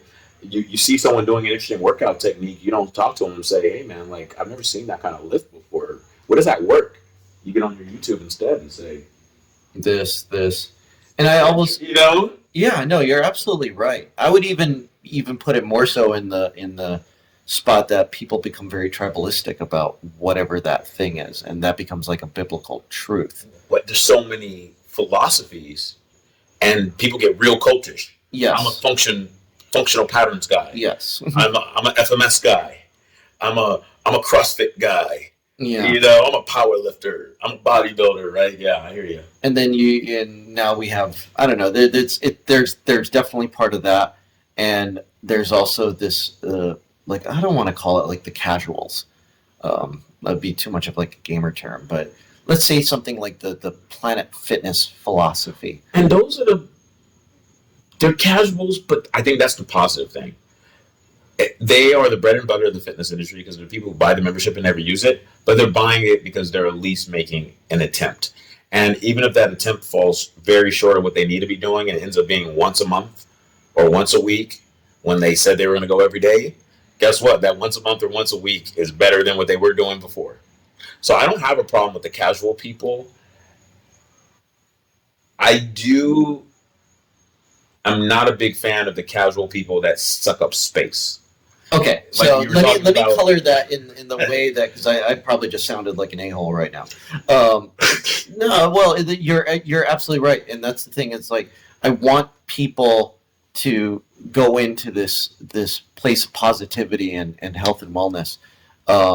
It's like be okay if you don't know anything. Come with a mindset of wanting to learn more to get into that direction. Mhm. Without this tribalistic thought of, oh, well, you got to be like, I guess I got to be this CrossFit dude, or I got to be what you call it, or not an unwillingness to even learn part of a culture instead of being so sheltered and But you know what that is really? You know what that is? More often than not, it's an insecurity. It's not that they're not willing to; it's they're too afraid. Yes, They're insecure, and that's where we come in. That's where the process of having that talented membership advisor, which I once was, who will motivate you and nudge you and maybe begrudgingly get you into a coach's schedule. And that coach is going to ask you questions that you maybe don't want to answer and you feel are a little bit personal and touch you and pinch your fat in places you don't want to. That's why it's a really important part of that journey. And because at the end of the day, people are afraid of change. People are afraid to try something new. People are scared of failure. People don't like things that are hard. People are confused and there's misinformation out there. People have failed and fallen on their face. People have gotten hurt. There's some real reasons why people don't want to get out their comfort zone, right? And I think that's why it's more important for those of us that are in this game to say, hey, it's going to be uncomfortable, but this is what you need to do, and you're going to be glad you did it. And you're going to be better out on the other side. And 99.9% of the time, they're always going to say you were right. But there is going to be a fraction percentage of the people that are going to be like, that was the biggest waste of my time and money and energy ever. But the vast majority are going to be like, you know what, I'm glad I did it. I do agree with you on that. And with that note, I want to reiterate thank you so much for your time and obviously accepting me into the home and whatnot. This will go down as the longest podcast that I've done to date. But I also think, for so many things that we talked about, and we more than covered all of my notes, I think we had shared a lot of context to some really important stuff, especially where things are at right now with the pandemic and frustrations and all these type of things. So thank you so much, Mike. I look forward to having a whole bunch of other conversations. And yeah, if you ever have time to pull away, obviously it's very busy as a director, especially now. But I'd love for you to come up to Honolulu. We can always go work out again. I had a great Yeah. workout with you at Mililani last time I saw you out there, right? That was fun. We did a little bit of a little back workout, I think it was. Yes. Yeah. Yeah. Oh no, it wasn't Milani. That was White Kelly. Like Kelly, Yeah. yeah, man. We should definitely do it again. And thank you, man. I'm glad you did this, and I'll be honest with you. I was like, hey, Paul Myers doing a podcast. I'm game. Why not? I didn't really think I'd enjoy it. This has been like a joint like this. This has been really awesome. Didn't think we'd be chatting for 2 hours and 20 minutes almost. And How does Joe Rogan do 3 hours? You're gonna have to edit this because no one's gonna want to listen to this for this long. Tips and shadows. For those of you guys, again, Coach Mike Hegazy, I'm down at the UFC Gym Kailua. You can find me at Coach Mike Hegazy, Hegazy on social media. I will tag him in the description. It may take a while for me to respond, but that is one of my goals, is to get better about being timely with social media messages. If you can also keep a lookout for Eat Move Be Well website coming up, health, wellness, fitness, resource online for people. And Pomai, keep doing this, man. I can't wait to see this program 10 years from now as it evolves. And yeah, thank you for this great conversation. Yeah, thank you, bud.